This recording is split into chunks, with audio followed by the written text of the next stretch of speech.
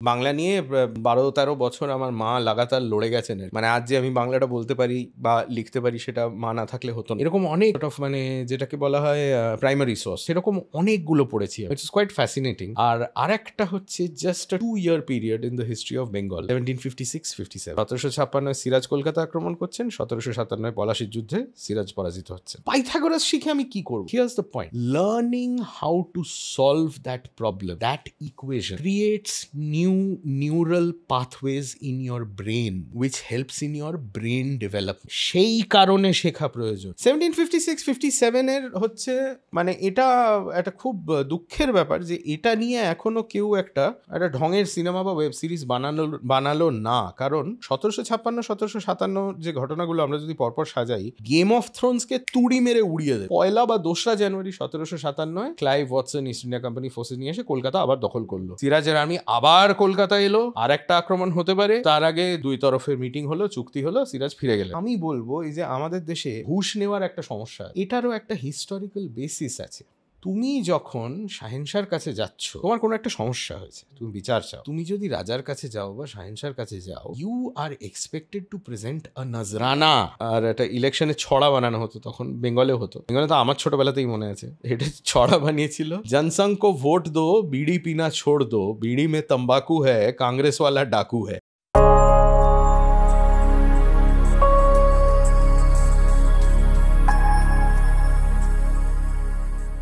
নমস্কার, বই থেকে আজকে এখানে অরুণাভ নেই, আজকে আমি, কারণ ও পাশে অন্য একজন বসে আছেন, যাকে আপনারা হয়তো শুনেছেন অনেকবার, কিন্তু তার এই রূপটা দেখা হয়নি।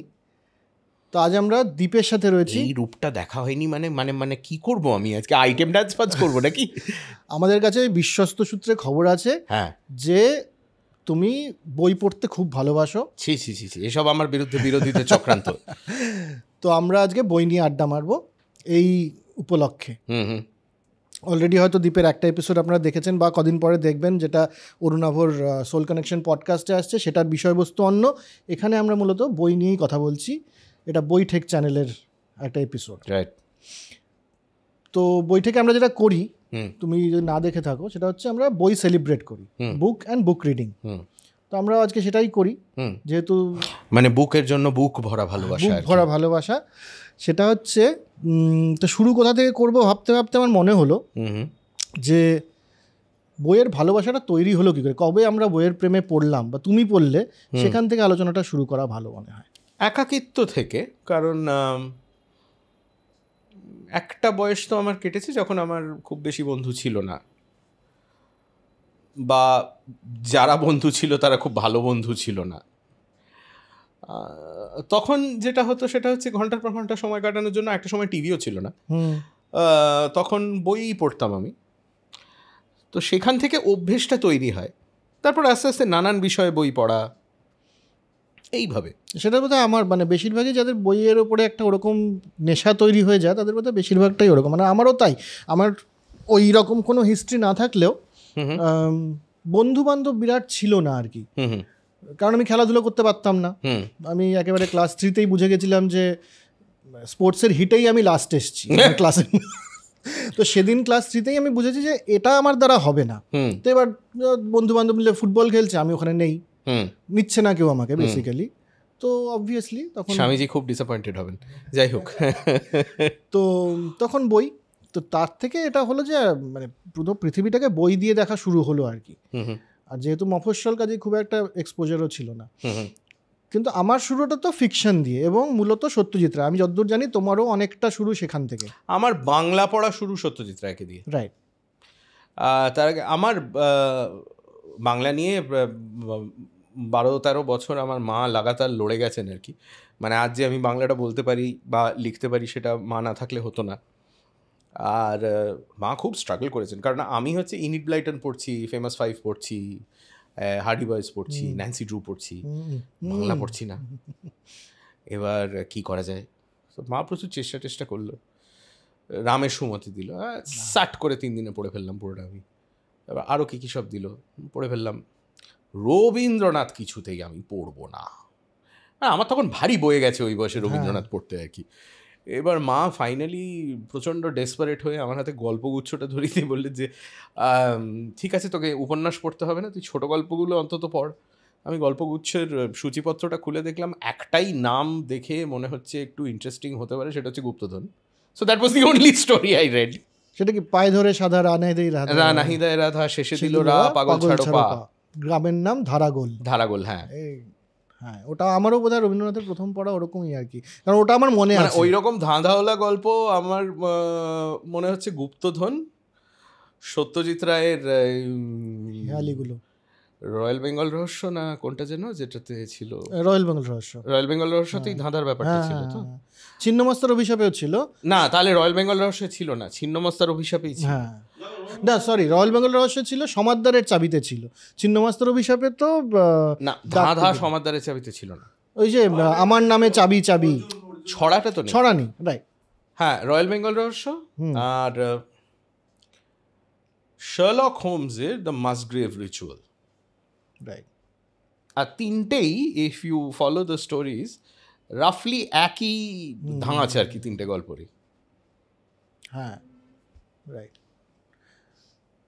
তো হ্যাঁ, আর আমি শুনলাম, মানে তুমি বলছিলে অরুণাভর ওখানে, so magazines are very important part of our life. Magazines were, এখন এবার এটা হয়তো অনেকে জানে না যে ইন দি এন্টায়ার প্রিন্ট বুকে যা যা বেরোয় প্রিন্টে, ম্যাগাজিনস আর দ্য লিস্ট ফাইন্যান্সিয়ালি প্রফিটেবল, সব থেকে কম। যে কারণে অনেকেই ম্যাগাজিন শুরু করে কিন্তু তারপর চালাতে পারে না। The only magazines which have survived are very legacy old school magazines, যেমন দেশের মতো। হ্যাঁ, কিন্তু প্রচুর ম্যাগাজিন তুমি ভেবে দেখো ফ্রম দ্য 1990s উঠে গেছে। হ্যাঁ, উঠে গেছে সেই সময়। হ্যাঁ, মিশার কথা বলছিলে তুমি। মিশা হচ্ছে সোভিয়েত ইউনিয়নের গভর্নমেন্ট স্পন্সর্ড ভস্টকের বুকস ওয়্যার, আমাদের সময় ভস্টকের বইগুলো খুব ইন্টারেস্টিং বই ছিল। ভস্টক, রাডুগা পাবলিকেশনস এইগুলো ছিল। এবার সে তো যেই গর্বাচফও গেলেন আর এসবও গেল, উঠে গেল সবকিছু। তো আমরা সত্যজিৎ রায় ফিরি একটুখানি। মানে এই গল্পটা করার উদ্দেশ্য হচ্ছে যে আজকাল বইটা পড়ার, মানে আমার নিজের মেয়েকে নিয়েও সমস্যা হয় আর কি, যে বই পড়তে কিভাবে মোটিভেট করা যেতে পারে। এটা একটা প্রজেক্ট, যে কোনো প্যারেন্টের কাছেই প্রজেক্ট। তাতে দুটো সেখান থেকে প্রশ্ন উঠে আসে। একটা হচ্ছে বই পড়ার অভ্যেস তৈরি করা প্রয়োজন কেন? বই পড়ার অভ্যেস তৈরি করার প্রয়োজনীয়তা একটা, যেটা দিস ইজ সামথিং দ্যাট, এটা নিয়ে একটা রিসেন্ট রিসার্চ হয়েছে। সেটা হচ্ছে যে বই পড়ার অভ্যেস হলে যেটা তৈরি হয়, that is the ability to concentrate over the long term concentration. আমি 1 ঘন্টা 1.5 ঘন্টা ধরে একটা জিনিসের ওপর কনসেন্ট্রেট করছি, and to be able to do anything worthwhile in your life, long term concentration is essential. এবারে আমরা যে যুগে রয়েছি, social media is completely anathema to that.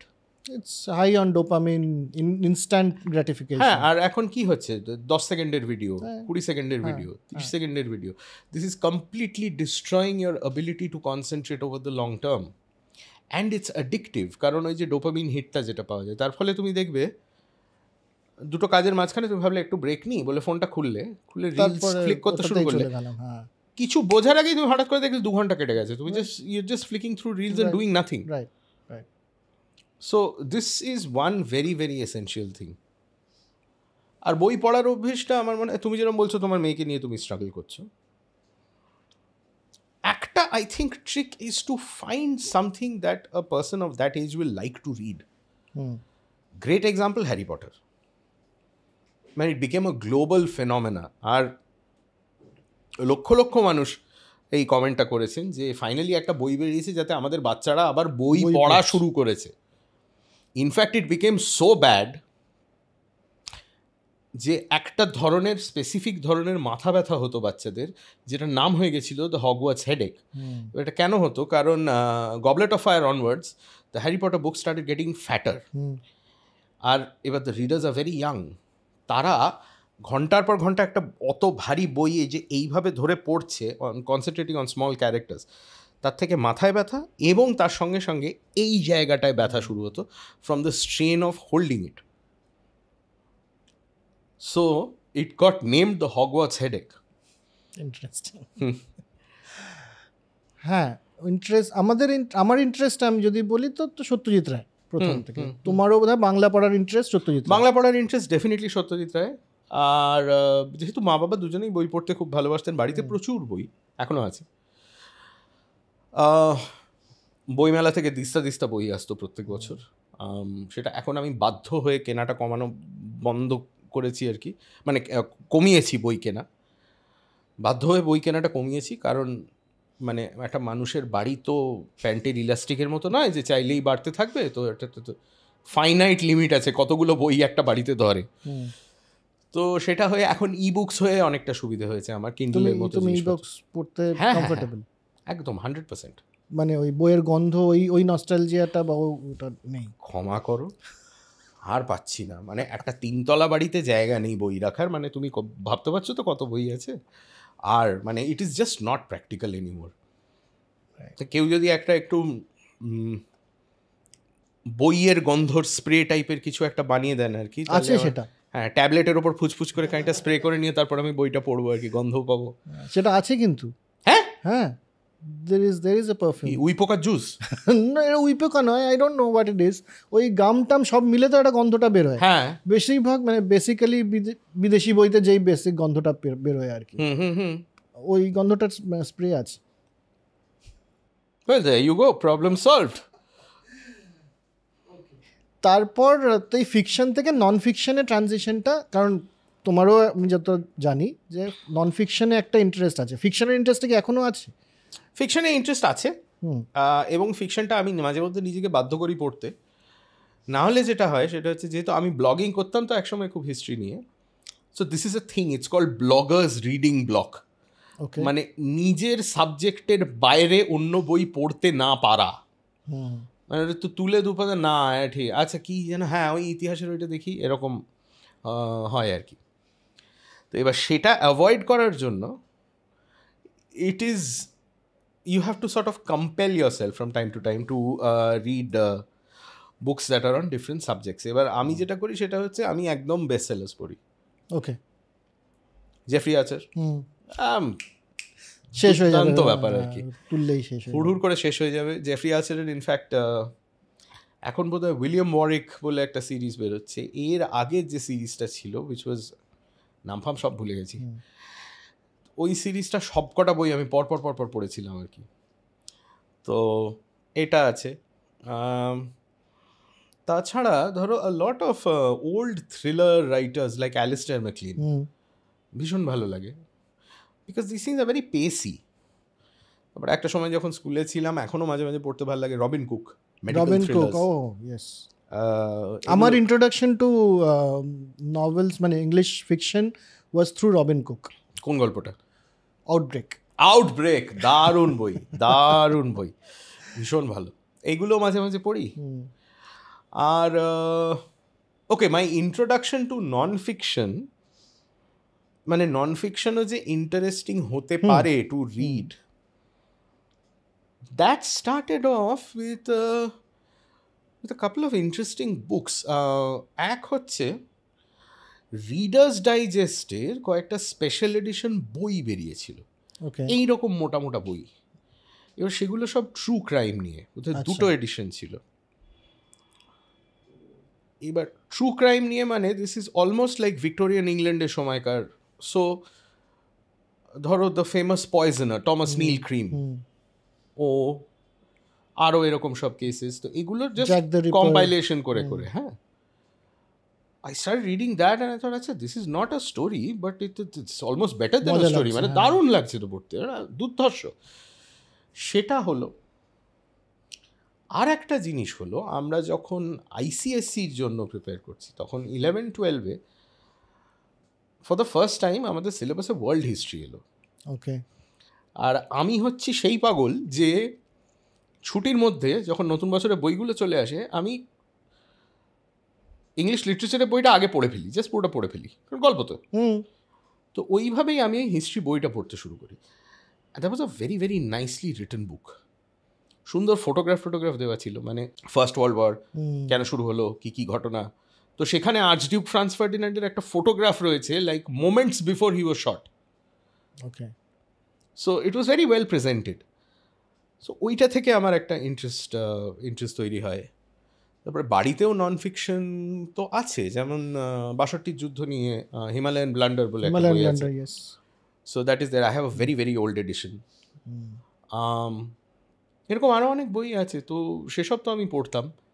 আর একটা জিনিস হচ্ছে ছোটোবেলায়, বিকজ মা বাবা এনকারেজ করতেন বই পড়াটা, আমাদের ছোটোবেলায় in the 80s you used to get a series of books called Tell Me Why. Tell me why series, হ্যাঁ ছবি টবি Science দিয়ে নিয়ে। খুব সুন্দর, হ্যাঁ অবভিয়াসলি মোটামুটি সব পাঁচটা বাড়িতেই মোটকা একটা, edition। হ্যাঁ ওটা আছে। দের আর আদার সিরিজ। আর একটা জিনিস আমার কাছে আছে, যেটা হচ্ছে huge collection of readers digest from the 70s and 80s। আমি এটাতেই তুমি রিডার্স ডাইজেস্ট বলাতে আমার মাথায় এলো, আমাদের আমার বেশিরভাগই বোধহয় নন ফিকশন পড়ার একটা শুরু রিডার্স ডাইজেস্টে কোথাও একটা বুক শেলফ ভর্তি পুরনো রিডার্স ডাইজেস্ট আছে। আর ওরা একটা জিনিস করতো, তো use to have condensed books, ছোট ছোট করে, সেগুলো আমি হুড়ুর করে পড়তাম, খুব মজার লাগতো। তো তার মধ্যে আমার মনে হয় একটা সত্যি ঘটনা বেরিয়েছিল, ভয়ঙ্কর। So the KGB had this plot, যে একটা মেল ফিমেল অপারেটিভকে স্বামী স্ত্রী হিসেবে ইউএসএ প্লান্ট করে দাও, তারপর তাদের একটা বাচ্চা হবে যেটা সত্যিই তাদের বাচ্চা। Then that kid is raised as an American, কারণ ওর মা বাবা ডিফেক্ট করে গেছে অ্যাপারেন্টলি। সেই বাচ্চাটা মার্কিন নাগরিক হিসেবে বড় হলো, হয়ে সে আর্মড ফোর্সেস জয়েন করলো। Then that person, the kid becomes a spy for the USSR. ভয়ঙ্কর একটা মানে লং টার্ম একটা প্লট ওরা ভেবেছিল আর কি। সামথিং সিমিলার তুমি এখন দেখতে পাবে, আই থিঙ্ক নেটফ্লিক্সে একটা সিরিজ আছে called the Americans, which is on very similar lines. So it isn't entirely made up, মানে এটা একটা হচ্ছে একটা জিনিস যেটা সত্যি সত্যি ওরা ট্রাই করেছিল। দ্য সল্ট সিনেমাটার মধ্যে ওরকম একটা ব্যাপার ছিল, লং খুব একটা লং গেম থেকে খেলা পাঠিয়ে দেওয়ার একটা ব্যাপার ছিল। না, রিডার্স ডাইজেস্ট ওয়াজ ইন্টারেস্টিং। আমি একটা পয়েন্টে এসে রিডার্স ডাইজেস্ট পড়াতে ইন্টারেস্ট লুজ করি, কারণ প্রচুর সার্ভাইভাল স্টোরিজ। আমার একটা সময় এসে মনে হলো আর এই হাঙর কামড়েছে তারপরে সে বেঁচে উঠেছে, এটা আর নেওয়া যাচ্ছে না না। আর আমার এখন না আর রিডার্স ডাইজেস্টগুলোতে, because the format of the book has become such, আমার খুব একটা ইন্টারেস্ট লাগে না। তারপর ইতিহাস, মানে ইতিহাস পড়া শুরু, ইতিহাস বললাম কি, ইতিহাস পড়া শুরু হচ্ছে আবার ভীষণ অদ্ভুতভাবে। তো আমি মাঝে মাঝেই তখন বোধহয় বছরে একবার ব্যাঙ্গালোর যাওয়া হতো, মানে একটা সময় টানা 6-7 বছর আমি গেছি আর কি। প্রত্যেকবারই যাওয়া হতো কোনো না কোনো একটা হেভি মেটাল ব্যান্ডের শো দেখার জন্য। আর আমার সেই ছোটোবেলা থেকে অভ্যেস, when you travel you buy a book। এবার সেটা ট্রেনে হুইলার স্টল থেকে, যখন হুইলার স্টলে অ্যাকচুয়ালি বই পাওয়া যেত, এখন তো সিঙ্গাড়া পাওয়া যায়, যাই হোক, তো সেই হুইলারের স্টল থেকে আমরা বই কিনতাম। এবার সেটা অ্যাকচুয়ালি ট্রেনে খুব যে পড়া হতো তা নয়, কারণ যে কোনো রকম মুভিং ট্রান্সপোর্টে উঠলেই আমি ঘুমিয়ে পড়ি। আচ্ছা, সো ওই দুপাতা পড়ে ঘুমিয়ে পড়তাম। এবার এরকম একটা শো থেকে, ব্যাঙ্গালোর থেকে আমি একা ফিরছি, ব্যাঙ্গালোর এয়ারপোর্টের ভেতরে একটা পার্টিকুলার বুক শপ, ভীষণ ভালো কালেকশন। সেখানে দেখলাম এরকম মোটকা একটা বই, টপ 10-এর মধ্যে রয়েছে, বোধহয় নাম্বার 1 আর নাম্বার 2-তে রয়েছে, বাই সামবডি কল্ড উইলিয়াম ডালরিম্পল। আচ্ছা, ওকে, আচ্ছা, 25% ডিসকাউন্ট। আচ্ছা ভাই মালটা কে, এটা গুগল করেছি, আরে শালা হেভি অ্যাওয়ার্ড ট্যাওয়ার্ড পেয়েছি, কি সব মেডেল ফেডেল পেয়েছে। আচ্ছা ঠিক আছে, তাহলে মানে নট আ কমপ্লিট ইডিয়ট। ঠিক আছে, এটা তোমার কোন age? I am sorry to interject. This must have been in my late 20s, early 30s. Okay. So I bought the book. But that book happened to be The Last Mughal. Okay, green cover, greenish cover, যেটা হ্যাঁ ওই painting করা যেটা। এবার সেই বইটা কিনে আমি কিন্তু প্রায় 6 মাস সেটা পড়িনি, বাড়িতেই পড়ে আছে। তারপর আমার মনে হলো আচ্ছা ঠিক আছে, পয়সা দিয়ে একটা বই কিনলাম, অ্যাটলিস্ট পড়ি একবার। পড়তে গিয়ে আই গট কমপ্লিটলি হুকড। আর আমার যেটা হয় সেটা হচ্ছে হ্যাবিট অফ ডিগিং। সো আমি যখন বইটা পড়ছি, ওতে ফুটনোটস দিয়ে সোর্সেস মেনশন করা আছে, অমুক অমুক অমুক অমুক, এদিকে আচ্ছা এর মধ্যে কোনো বই কি পাওয়া যায়, ও আচ্ছা এই বইটা অ্যাভেলেবল, হ্যাঁ এটা তো ইন্টারেস্টিং বলে, তাহলে এটা পড়ি। আচ্ছা ওই বইটা এটাও অ্যাভেলেবল, আচ্ছা তাহলে এটা পড়ি। এরকম করে মানে I go down a rabbit hole আর কি। আমার মনে হয় সবারই র্যাবিট হোল, বিকজ আমার অ্যারাউন্ড ওরকমই late 20s I got a book called Indian passion সম্ভবত। সেটা হচ্ছে একটা পেঙ্গুইনের একটা বেরিয়েছিল নন ফিকশন কালেকশন, দুটো ইয়েতে না তিনটে সিরিজে, রাইট। ওখানে একটা পড়ে আমার মনে হলো যে এটা নিয়ে আরেকটু পড়ি, ওটা নিয়ে আরেকটু পড়ি, করতে করতে দ্যাট র্যাবিট হোল একটা সময় আমার মনে হলো ফার্স্ট যে এমা আমি তো ইতিহাসটা জানিই না, স্পেশালি 47 অনওয়ার্ডস কী হয়েছে তো জানি না। Then that book India after Gandhi পড়ে মনে হলো India after Gandhi was a brilliantly written book, ভীষণ ভালোভাবে লেখা। বিশেষ করে যার হিস্ট্রিতে ব্যাকগ্রাউন্ড নয় বা যার ভয় করছে যে হিস্ট্রি খুব বোরিং হতে পারে, তার জন্য India after Gandhi is the perfect book. It's a very good start. আমার এখনও মনে আছে আমি পড়েছিলাম কাশ্মীরে ইলেকশনস হচ্ছে আর কংগ্রেসের এগেনস্টে Jansangh which is the predecessor of the BJP, আর একটা ইলেকশনে ছড়া বানানো হতো, তখন বেঙ্গলেও হতো। বেঙ্গলে তো আমার ছোটোবেলাতেই মনে আছে, এটা ছড়া বানিয়েছিল जनसंघ को वोट दो बीड़ी पीना छोड़ दो, बीड़ी में तंबाकू है कांग्रेस वाला डाकू है। এরম অবশ্য আমাদের স্টেটেও আমি দেখেছি, 80s দেখেছি মনে আছে, শোনো হে কৃষক, শোনো হে শ্রমিক, শোনো হে সর্বহারা, তোমাদের দিন বদলের ডাক দিয়েছে কাস্তে হাতুড়ি তারা, এই জাতীয় জিনিসপত্র আর কি। তো এগুলো তো this is an essential part of political campaigning in India. খুব সুন্দরভাবে বইটাতে কভার করা আছে। না আমার ইন্ডিয়া আফটার গান্ধীটা পড়ে পুরো মনে হলো যে এমা এর আগের কনটেক্সটটা তো জানি না, মানে যেটুকু স্কুলে পড়া হয়েছে বিফোর ইন্ডিয়া, হ্যাঁ তখন ওই বইটা আসেনি, অনেক পরে এসেছে। হ্যাঁ অনেক পরে এসছে। তারপরে ওই পেছন দিক থেকে আমার ইতিহাসটা পড়া শুরু হলো আর কি, মানে 47-এর পরে যেটা লেখা হয়নি, তারপরে পেছন থেকে আছে, এটা হলে পরে এটাও জানতে হয়। তারপর একটা সময় বুঝলাম যে ও শুধু ইতিহাস পড়লে তো হবে না, তাহলে একটু পলিটিক্যাল সায়েন্সটাও পড়তে জানতে হবে, মানে ওটার থিওরিগুলো এই করে করে আমার একটা এক্সপ্লোরেশন আছে। বাট সবচেয়ে যেটা ইন্টারেস্টিং লাগে এখন আমাদের বইটাকে বেশ, আমি যেরকম এইভাবে নানান বই পড়তে পড়তে আমি দুটো জিনিস নিয়ে একেবারে অবসেসড হয়ে গেছিলাম, এখনও আছি। এক হচ্ছে 1857 বিদ্রোহ। বিদ্রোহ নিয়ে আমি প্রচুর বই পড়েছি, প্রচুর। তার মধ্যে a lot of them are actually diaries, মানে ইংরেজ দলের কোনো এক সৈনিক কিংবা সেপাই তার একদম day by day description diaries, এটা এক। তারপরে ভারতীয় একজন সেপাই ছিলেন যিনি who did not participate in the mutiny, remain loyal till the end. তার সে যে ডেপোজিশনটা দিয়েছিল কোর্টে তারপরে সেটা, এরকম অনেক সর্ট অফ মানে যেটাকে বলা হয় প্রাইমারি সোর্স ইতিহাসের ক্ষেত্রে, সেরকম অনেকগুলো পড়েছি আমি। It's quite fascinating, interesting. আর একটা হচ্ছে just a 2-year period in the history of Bengal, 1756-57। 1756 Siraj Kolkata আক্রমণ করছেন, 1757 পলাশির যুদ্ধে সিরাজ পরাজিত হচ্ছে। দুটোই আমারও খুব ইন্টারেস্টিং লাগে, স্পেশালি 1857 নিয়ে আমি জানবো তোমার থেকে। আমরা কোনটা আগে করব বলো? আমাকে জিজ্ঞেস করলে আমি 1857, যেহেতু আমি ইতিহাসটা ক্রোনোলজিক্যাল অর্ডারেই যাই, সিরাজকে দিয়ে শুরু করি। আমরা এটা করেছি যেটার বেসিক্যালি আমরা অফ ক্যামেরা বলছিলাম তোমার পছন্দের বই নয়, সেটা হচ্ছে অ্যানার্কি, সেটার উপরে বেস করে। অ্যানার্কি আমার পছন্দ নয় কেন আমি বলে রাখি। প্রথমত বিষয়টা ব্রড জেনারেলাইজেশন গোছের একটা বই, মানে ড্যালরিম্পল যেটা সাধারণত করেন সেটা হচ্ছে একটা ছোট্ট বিষয় নেন, নিয়ে তারপর সেটাকে এক্সপ্যান্ড করে সেটা সমস্ত ডিটেলসগুলো উনি দেখান, ঠিক আছে। অ্যানার্কিতে হয়েছে তার এক্স্যাক্টলি উল্টোটা। এটা বিরাট বড় ইতিহাসের একটা চাঙ্ক ধরে সেটাকে কম্প্রেস করে একটা বই বানিয়ে দিয়েছেন। এবার সেটা করলে যে সমস্যাগুলো হয় সেগুলো সব রয়েছে। তাছাড়া অ্যানার্কির ক্ষেত্রে আমি বলবো রিসার্চে অনেক গ্যাপস আছে, ফ্যাকচুয়াল এরার্স আছে। So overall it's not a good read for me. তোমার কি মনে হয় মানে ডালরিম্পলের জন্যেই হোয়াইট মুঘল, লাস্ট মুঘল, এগুলোতেও উনি মোটামুটিভাবে হিস্টোরিক্যাল নভেলিস্টের মতন একটা ভূমিকা পালন করছেন? না, এবার এইখানে আমার আপত্তি আছে। Lot of people say Dalrymple is historical fiction. It is not fiction, নয় কিন্তু ওটাকে গল্পের মতো করে বলবো। It is what is called narrative history. Right, সেটা ন্যারেটিভ স্ট্রাকচারে আমি জিনিসটাকে লিখছি। সো সেটা হ্যাঁ এবার এটাও বুঝতে হবে যে ড্যালরিম্পলের অ্যাপিলটা বুঝতে হবে, বিকজ তোমার আমার মতো যারা হিস্ট্রি নিয়ে প্রচুর ঘেটেছি তাদের জন্য এখন আর বোধহয় আমাদের ড্যালরিম্পল ভালো লাগবে না, but we are not his target audience. His target audience is people who don't otherwise read history. হ্যাঁ, আমার সেটাই আমার ছিল যে আর সম্ভবত উনি হিস্টোরিয়ান হতে যাচ্ছেন আর কি, তাদের টার্গেট করে কিন্তু উনি বিরাটভাবে সাকসেসফুল, ফাইন্যান্সিয়ালি সাকসেসফুল, অ্যাওয়ার্ডস প্রচুর পেয়েছেন।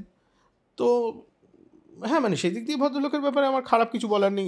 খারাপ বলবোই বা কেন, আমি তো ব্যক্তিগতভাবে ওকে চিনি না। এটা আচ্ছা, আমরা একটু বেশি হিস্ট্রি নিয়ে কপচাচ্ছি, তার আগে হবে, কিন্তু আমার এই একই প্রবলেম কি রমিলা থাপারেরও নয়, যিনি অ্যাকচুয়ালি হিস্টোরিয়ান। ড্যালরিম্পল তো সেই অর্থে একাডেমিক হিস্টোরিয়ান নন, কিন্তু রমিলা থাপার তো একাডেমিক হিস্টোরিয়ান, কিন্তু উনি একটা মোটামুটি 300-350 পাতার বইয়ের মধ্যে আর্লি হিস্ট্রি অফ ইন্ডিয়া বলে লিখে ফেললেন। এটাও কি একই রকম নয় ব্যাপার? না, বাট সেক্ষেত্রে দেখতে হবে what is that book meant as. সেটা সম্ভবত স্কুলের বাচ্চাদের জন্য লেখা। সেক্ষেত্রে that is a book written with a very specific purpose. ড্যালরিম্পলের ক্ষেত্রে আমি বলছি যে উনি এক ধরনের বই লিখে লিখে লিখে লিখে বিখ্যাত হয়ে suddenly he has gone completely against the grain. আচ্ছা, আমরা ইতিহাস নিয়ে তো কথা যেটা মানে আমার একটা এক্সপেকটেশন তৈরি হয় যে ড্যালরিম্পলের বই হলে এরম হবে। অ্যানার্কি আর গোল্ডেন রোড দুটোই তা নয়। গোল্ডেন রোডটা সম্পূর্ণভাবে ওনার স্কুল থেকেই আলাদা, মানে ওনার পিরিয়ডটার থেকেই বেরিয়ে গেছে পুরোপুরিভাবে। এবার আমরা ইতিহাসের এই 1756-এ আসবো, কিন্তু তার আগে আরেকটা মনে হয়, যেহেতু ইতিহাস নিয়ে আমরা বলছি, আমাদের দুজনেরই পছন্দের, অনেকে পছন্দও করেন আপনারা, ওয়াই হিস্ট্রি ইজ ইম্পর্টেন্ট। কারণ স্কুলে থাকতে তো আমার ইতিহাস একটু একটু ভালো লাগতো পরীক্ষাটা ছাড়া। ইতিহাসের যে পরীক্ষাটা হতো হিস্ট্রির, ওই পার্টটা ছাড়া ইতিহাস বইটা পড়তে ভালো লাগতো। কারোরই আমার মনে হয় না ইতিহাস পরীক্ষা খুব একটা ভালো লাগতো। কেউ যদি বলে ভালো লাগতো তাহলে হ্যাঁ, তাহলে তারাই বোধহয় পরে স্ক্যান করে দেখতে হবে কিছু। ইতিহাসটা পড়া জরুরি কেন? কারণ আমরা আজ এখানে রয়েছি কেন, বা আমরা এরকম কেন, সেটা জানতে হলে ইতিহাসটা জানতে হবে। ইন মাই কেস আমি বলতে পারি it gives me a sense of roots. খুব সহজ।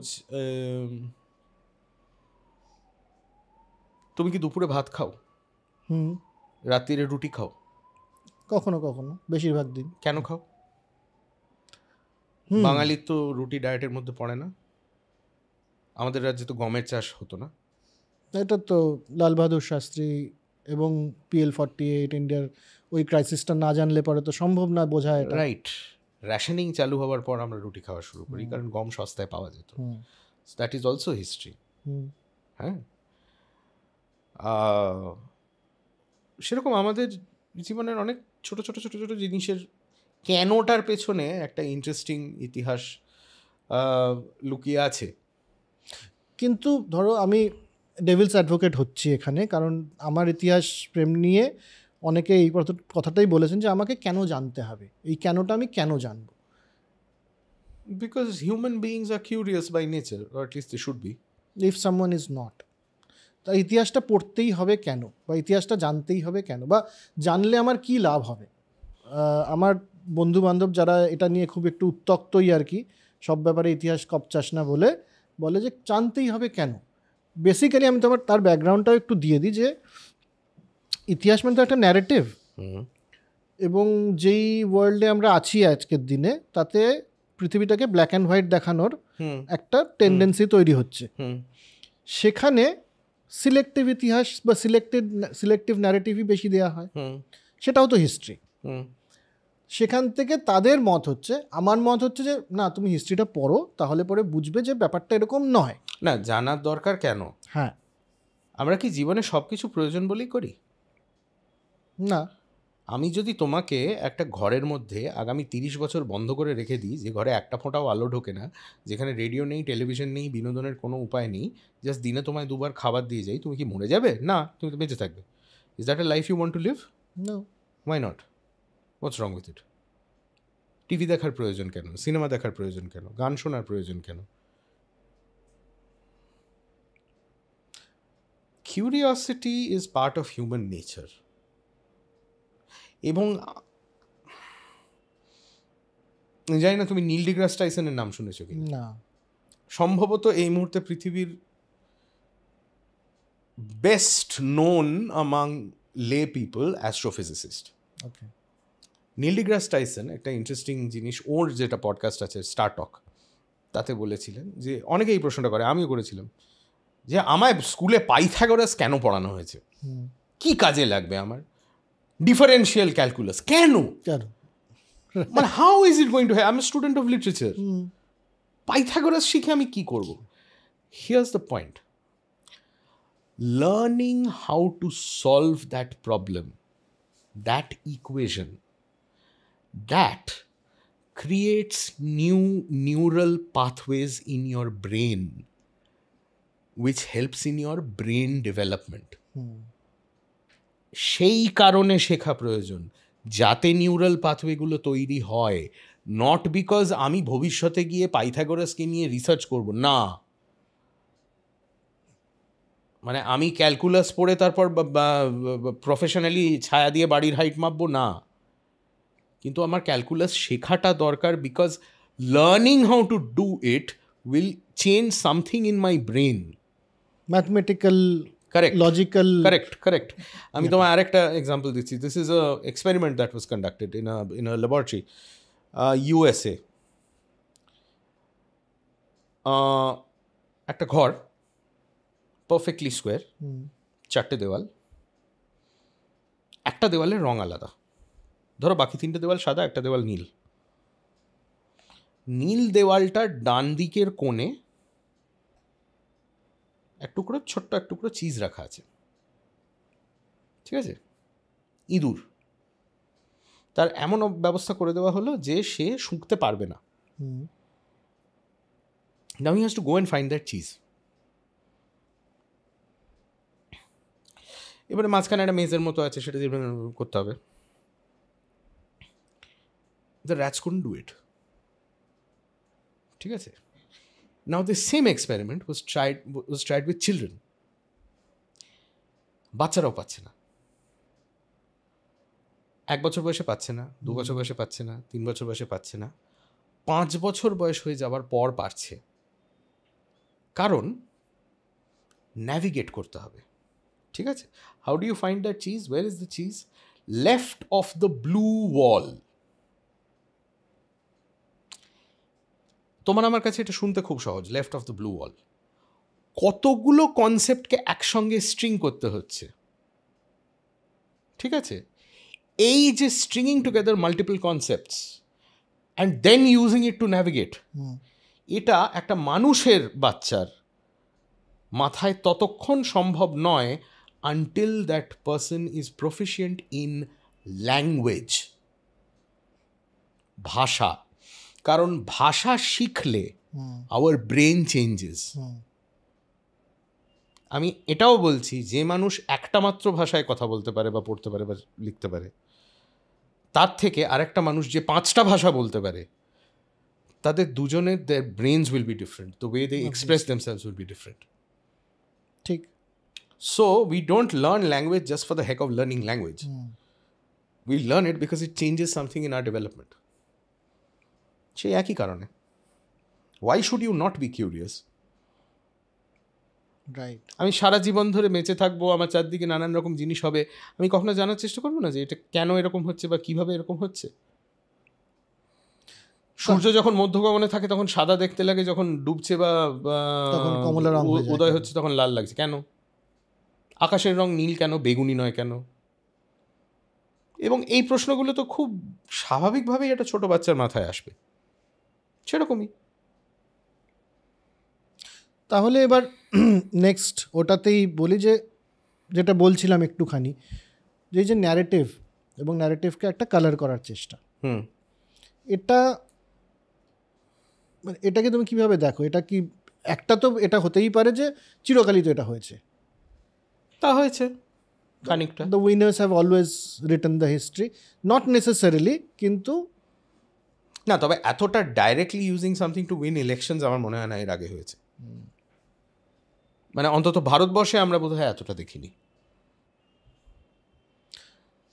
বিশেষ করে আমি বলছি, আমরা অ্যানার্কি কতটা তার সেটা নিয়ে আমাদের একটা রিল বেরিয়েছিল, যেখানে আমরা বলছিলাম আর কি, এটা নিয়ে আলোচনা করছিলাম যে সিরাজউদ্দৌলা কীরকম মানুষ ছিলেন। খুব একটা সুবিধের নয়। সেখানে এটা ডিসক্লেমার দিয়েছিলাম, মানে ডিসক্লেমার নয়, হুইচ ইজ ট্রু, যে Alivardi Khan was much better as a ruler. বর্গীদের তাড়িয়েছে এখান থেকে। Alivardi was a great administrator, Alivardi was a great warrior, he was. Siraj was neither. অবশ্য ওই বয়সে আমার মনে হয় না I would expect that from him. Alivardi nawab হয়েছেন কিন্তু অনেক বুড়ো বয়সে। হ্যাঁ, by the time he died I think he was in his late 60s or early 70s। সিরাজের তো হার্ডলি কত 22-23 বছর বয়স ছিল। কিন্তু সেই সময়ের হিসেবে তো ওটা পরিণত বয়স। That is also true. মানে আকবর মোটামুটি 20 বছর বয়স হওয়ার পরের থেকে বলছেন যে এবার আমি বেরাম খানের আন্ডারে থাকবো না। বাবর তো মোটামুটি বোধহয়, হ্যাঁ, না, তবে আমরা যদি আলিবর্দির সঙ্গে কম্পেয়ার করি, আলিবর্দি has 40 years more experience, so হ্যাঁ, কাজেই of course he would be a better তো administrator. এবার সিরাজ কেমন ছিলেন তাতে আমারও কিছু আসে যায় না, তোমারও কিছু আলাদা করে আসে যায় বেশ না। একটা ভয়ঙ্কর রকমের মাতাল লম্পট গোছের ছিলেন। হ্যাঁ, কিন্তু এটাকে মানুষ অন্যভাবে দেখছে, সেটা দুদিক থেকেই। আমি বলছি যে একটা ধর্মের দৃষ্টি থেকে দেখছে, বা একটা না, ন্যারেটিভের সেটা দৃষ্টি খুব থেকে বোকা দেখছে। বোকা, কারণ এই জিনিসগুলোর সোর্স যে বইগুলো, সেগুলো সবই সমসাময়িক মুসলমানদের লেখা। এক্স্যাক্টলি। কাজে সেখানে ওই ধর্মের দিক দিয়ে আপত্তি করার কিছু নেই। তোমাকে কোন জিনিসটা ইন্টারেস্ট করে বেশি 1756-57-এর? 1756-57-এর হচ্ছে, মানে এটা একটা খুব দুঃখের ব্যাপার যে এটা নিয়ে এখনও কেউ একটা ঢঙের সিনেমা বা ওয়েব সিরিজ বানালো না। কারণ 1756-1757 যে ঘটনাগুলো আমরা যদি পরপর সাজাই, গেম অফ থ্রোনসকে তুড়ি মেরে উড়িয়ে দেবে। এত ভয়ঙ্কর সেই পিরিয়ডের, মানে এত রকমের প্লটিং হচ্ছে, মানে পুরো ভারত জুড়ে, শুধু বেঙ্গল, ভারত ছেড়ে দাও, ওকে, হ্যাঁ, শুধু বেঙ্গল। ঠিক। 1756-57, তার একটু আগে একটু পরে যদি আমরা ধরি, বেঙ্গলে 3টে ডাইনাস্টি এলো আর গেল। ঠিক আছে, মানে তোমার মুর্শিদ কুলি খান, তার জামাই এবং তার নাতি, তারপরে এলো আলিবর্দি এবং আলিবর্দির নাতি, তারপরে এলো মীর জাফর। পরপর 3টে ডাইনাস্টি মানে জাস্ট এলো আর গেল আর কি। তো ওখানেও তো একটা গল্প আছে, আলিবর্দির জামাই যে মানে ঘসিটি বেগমের হাজব্যান্ড, দিলাওয়ার খান বোধহয় নাম, তাকে করার কথা ছিল। দের ইজ এ কনস্পিরেসি, জগৎ শেঠ তাকে চাইতেন। No, I think he died. Ghaseti বেগমের একে নিয়ে যেটা সমস্যা হয়েছিল, I think her husband was the Naib Nazim of Dhaka. এবার এটা খুব মজার, সে মারা গেল। এবার ঢাকার অ্যাডমিনিস্ট্রেশন, ডে টু ডে অ্যাডমিনিস্ট্রেশনটা দেখতো তার যে নায়েব, ঠিক আছে। এবার সিরাজের কোথাও একটা সন্দেহ হলো যে এ না কিছু একটু তহবিল তছরূপ হিসেবে গোলমাল এই জাতীয় কিছু একটা করেছে। সিরাজ তাকে মুর্শিদাবাদ ডেকে পাঠান, অলং উইথ দ্য হিসেবের খাতাপত্র নিয়ে এসো। তারপরে এক্স্যাক্টলি কী হয় আমরা জানি না, কিন্তু immediately after that he is arrested. Obviously কিছু একটা গোলমাল করেছে, না তো পাগল না, এমনি অ্যারেস্ট করবে না। He is placed under arrest. যেই তাকে গ্রেপ্তার করা হয়, তার ছেলে কৃষ্ণ দাস ঢাকা থেকে সরকারি খাজনার গুচ্ছ টাকা, গয়না গাঁটি, হিরে জহরত নিয়ে চম্পট, নিজের বউকে নিয়ে, ঠিক আছে। এবং সেটা কতটা টাকা তুমি শুনলে অবাক হয়ে যাবে, সেটা 1756 সালে 20 লক্ষ টাকা।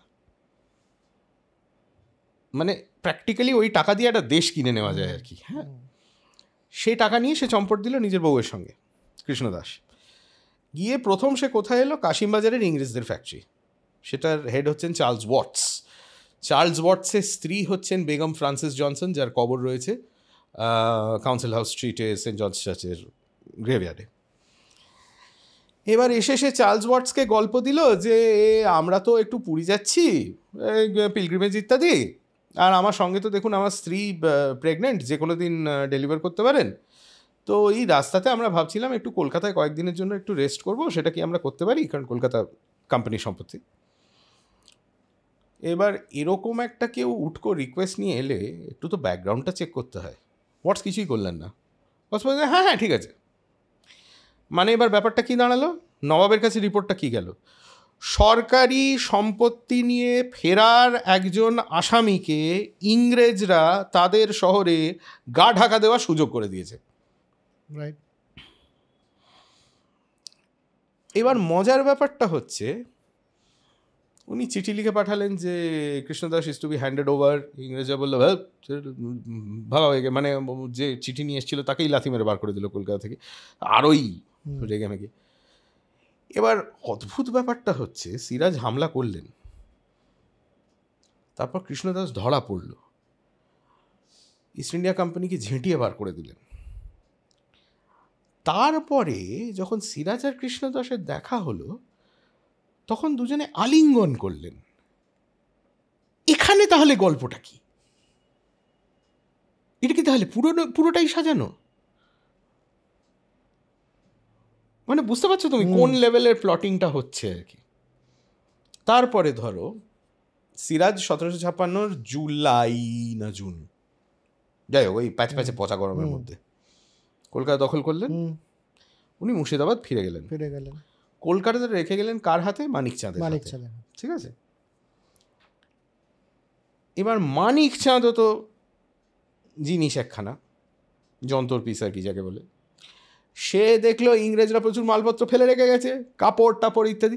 সে আর তার লোকেরা যথেচ্ছভাবে ইংরেজদের স্টোরগুলো লুট করেছে। এরপরে 1 বা 2 জানুয়ারি 1757 Clive Watson east India company forces নিয়ে এসে কলকাতা আবার দখল হলো। ঠিক আছে, সিরাজের আর্মি আবার কলকাতা এলো, আর একটা আক্রমণ হতে পারে, কিন্তু তার আগে দুই তরফের মিটিং হলো, চুক্তি হলো, সিরাজ ফিরে গেলেন। তারপর থেকে চিঠি আছে ইস্ট ইন্ডিয়া কোম্পানির তরফ থেকে সিরাজকে লেখা হচ্ছে যে যা যা মাল বাজেয়াপ্ত করা হয়েছে তার জন্য ক্ষতিপূরণ দিতে হবে, ইনক্লুডিং যে জিনিসগুলো মানিকচাঁদ লুট করেছে। এবার তাতে সিরাজের খুব সহজ বক্তব্য, যে যে জিনিসগুলো অফিসিয়ালি আমার তরফ থেকে বাজেয়াপ্ত করা হয়েছে, যেগুলো আমার মালখানায় ঢুকেছে, সেগুলোর জন্য আমি ক্ষতিপূরণ দিতে পারি। মানিকচাঁদ যেটা নিয়েছে সেটা তো আমার কাছে নেই, তো আমার কাছে যে জিনিসটা নেই সেটার আমি ক্ষতিপূরণ দেবো কী করে? এবার মানিকচাঁদকেও চিঠি লেখা হচ্ছে, থ্রেটনিং লেটার্স, যে you have to provide. Manikchand কিছুই করছেন না। এর মাঝখানে হলো পলাশি, সিরাজ তো গয়া। তারপরে তুমি যদি দেখো ক্লাইভের পার্সোনাল কমিউনিকেশনস 2 বছরের একটা রেকর্ড আছে in the Bengal and Madras papers. Clive মানিকচাঁদকে চিঠি লিখছেন যে it has been brought to my notice that on the battle field তুমি আমাদের ক্যান্ডিডেট মানে মীর জাফরকে সাপোর্ট করেছো। I am extremely grateful for this. আর তারপরে ক্লাইভ লিখেছেন, and I quote, you may put your mind at ease with regards to the Calcutta affair. মানে ওই ক্ষতিপূরণটা তোমায় দিতে হবে না, যেহেতু তুমি। এবার এটা পড়ে আমার প্রথম যেটা মনে হয়েছিল সেটা হচ্ছে, আচ্ছা পলিটিক্স আর করাপশন বেসিক্যালি গত 300 বছরে ভারতবর্ষে পাল্টায়নি। তখন যেমনভাবে হতো এখনও এক্স্যাক্টলি একভাবে হচ্ছে। আরও একটা এক্সাম্পল দিচ্ছি আমি তোমায়। মানসবদার কাকে বলে জানো? হ্যাঁ, মানে ছোট একটা লাইক আ ল্যান্ডলর্ড। হ্যাঁ। নাও এখন কি হয়, armies are what we call standing armies. মানে ভারতের যদি 10 লক্ষ সেনা থাকে, সারা বছরই 10 লক্ষ সেনা আছে এবং তারা পেশাদার সৈনিক, তারা ওই কাজটাই করেন। রাইট। কিন্তু মোগলদের সময় এটা হতো না, মার্সেনারিজ। এবং এই যারা মানসবদার জমিদার যারা আছে তাদের কাজ ছিল লোক সাপ্লাই করা। ঠিক আছে, মানে তুমি আমার কাছে এলে বুঝলে আমি জমিদার হতে চাই, তো আমি তোমায় জিজ্ঞেস করবো তুমি কজন ঘোড়সাওয়ারকে নিয়ে আসতে পারবে। যদি কাল আমরা যুদ্ধে যাই তুমি সঙ্গে কজন ঘোড়সাওয়ার দেবে? তুমি বললে আমি 10,000 দেবো, তো তুমি হয়ে গেলে 10,000 মানসবদার। ঠিক আছে, রাইট। এবার আলিবর্দির কোর্ট, ঠিক আছে, মানে সভা, সব মানসবদারে রয়েছে। তার মাঝখানে কোত্থেকে দুটো মাল এসে বলল যে বিশাল রেটে জোট চুরি হচ্ছে আপনার আর্মিতে। তখন আর্মির পেমাস্টার জেনারেল বা বক্সি হচ্ছে আমাদের মীর জাফর। মীর জাফরের আন্ডারে এইসব জিনিস হতেই থাকতো আর কি। তো নবাব বলছে কী ব্যাপার, করাপশন মানে কি হচ্ছে? কি হচ্ছে জানো? এই যে মানসবদাররা তারা অ্যাকচুয়ালি যতগুলো লোক দিচ্ছে, তুমি যদি 10,000 লোক নিয়ে আসো, তাহলে সেই 10,000 লোককে টাকা দেওয়া, তাদের খাবার দেওয়া, সেগুলো তো আমার কাজ নবাব হিসেবে। Right. They are simply inflating the numbers. মানে যে বলছে আমি 10,000 লোক নিয়ে আসবো, তার কাছে অ্যাকচুয়ালি 100 ঘোড়সাওয়ারও নেই, অথচ সে খাতায় কলমে দেখাচ্ছে সে 10,000 লোক নিয়ে আসছে, কাজে সে 10,000-এর মাইনে টানছে, কিন্তু পুরোটাই নিজের পকেটে যাচ্ছে। নবাব তো হ্যাঁ, কি প্রমাণ কোথায়? বলো প্রমাণ চান, ঠিক আছে, অ্যাটেন্ডেন্স ডাকুন, মানে বলুন সবাইকে, যত লোক আছে ফর 2 days সবাইকে নিয়ে এসে প্রেজেন্ট করতে। ধরা পড়লো। তুমি এখন ভাবো, this is exactly what contractors do, এই এক্স্যাক্ট জিনিসটা। ইনফ্যাক্ট আমি বলবো, এই যে আমাদের দেশে ঘুষ নেওয়ার একটা সমস্যা আছে, এটারও একটা হিস্টোরিক্যাল বেসিস আছে। তুমি যখন শাহেনশার কাছে যাচ্ছ, তোমার কোনো একটা সমস্যা হয়েছে, তুমি বিচার চাও, কিন্তু তুমি যদি রাজার কাছে যাও বা শাহেনশার কাছে যাও, you are expected to present a নজরানা। তো ঘুষটা কি? It is that. তো bribery in our country is more than just a criminal problem. It is a social problem. It's a historical problem. একটা বেসিস আছে। হ্যাঁ, এটার তুমি যেটা বলছো সেটা ঠিকই, জানি না কীভাবে কে নেবেন, কিন্তু মুঘল পিরিয়ডে অ্যাডমিনিস্ট্রেটিভ সেট আপ সেভাবে কিন্তু ওই নজরানা সিস্টেমই ছিল। ফর্মাল ট্যাক্স সিস্টেম খুব একটা সেভাবে ছিল না, ল্যান্ড ট্যাক্স ছাড়া, রেভিনিউ ট্যাক্স ছাড়া, মানে ল্যান্ড রেভিনিউ ছাড়া খুব একটা ট্যাক্স সিস্টেম ছিল না। ইনফ্যাক্ট আমরা যদি ওয়াজিদ আলী শাহর সময় দেখি, যখন উনি আওয়াজে রয়েছেন, তখন যেটা হতো সেটা হচ্ছে অকশন হতো। এই তহসিলটা, সেটা তুমি তহসিলদার হতে চাও, তো তুমি বছরে কত টাকা দেবে? এত টাকা করে দেবে। তার মানে কি, তুমি অকশনে যে টাকাটা তুমি বলেছো দেবে, তোমাকে সেটা কিন্তু আগে ভাগে দিয়ে দিতে হবে। সেইটা যে তুমি দিয়ে দিলে, তারপরে now it is up to you যে তুমি ওই টাকা এবং তার ওপর প্রফিট তুমি ওই তহসিল থেকে তুলবে কি করে, এবং তুমি যে টাকাটা তুলবে সেটা দিয়ে তোমায় কিন্তু ওই তহসিলের ল অ্যান্ড অর্ডারের ব্যবস্থাও করতে হবে। হ্যাঁ, বেসিক্যালি খুবই ফেডারেল একটা স্ট্রাকচার ছিল, মানে সেই অর্থে যদি ফেডারেল বলা যায়, যে সবাই বললে বেটার। হ্যাঁ, অলসো এক্সট্রিমলি এক্সপ্লয়টেটিভ, কারণ এইরকম অকশন যদি হয় আর তারপরে তোমায় বলে হ্যাঁ টাকা দিয়ে দিয়েছো, এবার তুমি তুলে নাও তহসিল থেকে টাকা, তার মানে হচ্ছে তোমার চাষিদের ভয়ঙ্কর খারাপ অবস্থা হবে। এবং তারপরে যখন ব্রিটিশরাও আসে, same thing, continuation of the same thing. And I think আমরা খুব একটা বেশি ব্রিটিশদেরকে let us not forget the East India Company started out as basically privatization of land tax collection. That was their role. 1665 মানে basically জমিদারি সিস্টেমটাকে outsource করে দেওয়া হয়েছে। ঠিক আছে, that is how the East India company started out. সনদ যেটা পেল ওরা, হ্যাঁ, মানে ওরা ইনিশিয়ালি ভেবেছিল যে আমরা গ্রামগুলো কিনে নিচ্ছি, তারপর সনদটা পড়ে তো দেখে কি আমরা তো গ্রামটা কিনে নিই, আমরা কর আদায় করার রাইটটা কিনেছি। রাইট, কারণ দিস ওয়াজ অলসো দেয়ার যে in under Mughal rule private property বলে কিছু ছিল না, everything belong to the state. True, যেটা ঔরঙ্গজেব বিশ্বাস করতেন যে ওর নিজের personal, the emperor has no personal income and has no personal property, কারণ শাহেনশাহ কোনো মাইনে পাচ্ছেন না। শাহেনশাহ যে মহলে রয়েছেন সেটাও রাজ্যের সম্পত্তি, জামা কাপড় পরে রয়েছেন যা তাও রাজ্যের সম্পত্তি, খেতেও যে পাচ্ছেন উনি সেটাও রাজ্যের দয়া দক্ষিণেই পাচ্ছেন, ওর ব্যক্তিগত সম্পত্তি বলে কিছু নেই। এবং আমরা মনে হয় ব্রিটিশদেরকে একটু বেশি ক্রেডিট দিয়ে ফেলি। ব্রিটিশরাও অত টাইট গ্রিপড কিন্তু গভর্নেন্স চালায়নি ভারতবর্ষে। মানে আমি বলছি যে এখন যেই জায়গাটা আমরা রয়েছি, গভর্নমেন্ট ইজ অল এনকম্পাসিভ, তেমনি কিন্তু ব্রিটিশদের সময়টাতেও ছিল না। মানে 40% অফ ইন্ডিয়া তো ওয়াজ এনিওয়ে প্রিন্সলি স্টেট। হ্যাঁ, আর also I think it's a little unfair to compare 2024 সালে দাঁড়িয়ে ভারতের শাসন ব্যবস্থা to something that happened in the 1700s। East India company যখন ইন্ডিয়াতে এসেছে, ওরা যে কমপ্লিটলি ইংরেজ সিস্টেমটাকে তুলে নিয়ে এখানে ট্রান্সফর্ম করে দিয়েছে তাও নয়, কারণ অনেক সমস্যা আছে এখানে, কাস্টের ব্যাপার আছে, রিলিজনের ব্যাপার আছে, এটা মানতে হবে ওটা মানতে হবে, এটা করলে এ রেগে যাবে ওটা করলে সে রেগে যাবে, তো প্রচুর ব্যালেন্স করে চলতে হতো।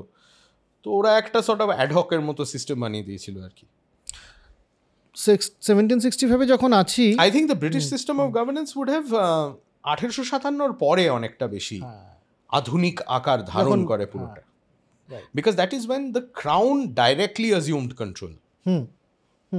গভর্নমেন্ট এলো বেসিক্যালি। হ্যাঁ, কারণ দেখা গেল যে কোম্পানির হাতে ছেড়ে দিলে এটা একদম ভর্তা বানিয়ে দিচ্ছে সব কিছুর আর কি।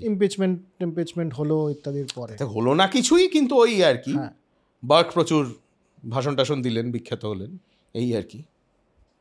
1765 এর পরে এবার তোমার আরেকটা ইন্টারেস্টের জায়গা যেটা, সেটা হচ্ছে 1756 57 65 না, ও সরি 65 67 56 57, হ্যাঁ এটা ডিসলেক্সিয়া টাইপের একটা ব্যাপার। হ্যাঁ, বাট দ্য থিং ইজ কলকাতার বিভিন্ন জায়গার নাম বা জেনারেলি জায়গার নাম, কলকাতার ইতিহাস।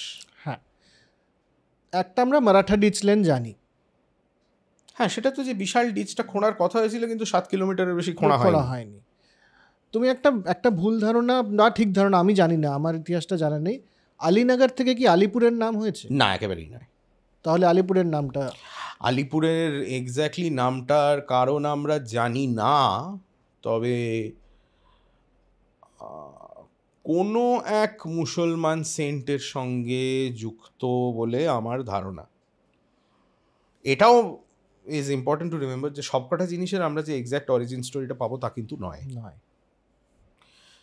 মানে এই যে কলকাতার নাম কলকাতা কেন, এটার তো কোনো উত্তর নেই। মানে আমার ভীষণ চ্যাটাং করে মাথাটা গরম হয়ে যায়, এটার কোনো উত্তর নেই। মানে আজকের দিনে দাঁড়িয়ে যদি এই প্রশ্নটা, এবার ওই সেই সাহেব এসে বলেছিলে রে, বলছিলে কালকাটা, ওসব রাবিশ। হ্যাঁ, মানে আকবরের সময়কার রেকর্ডে পর্যন্ত কলিকাতা লেখা আছে।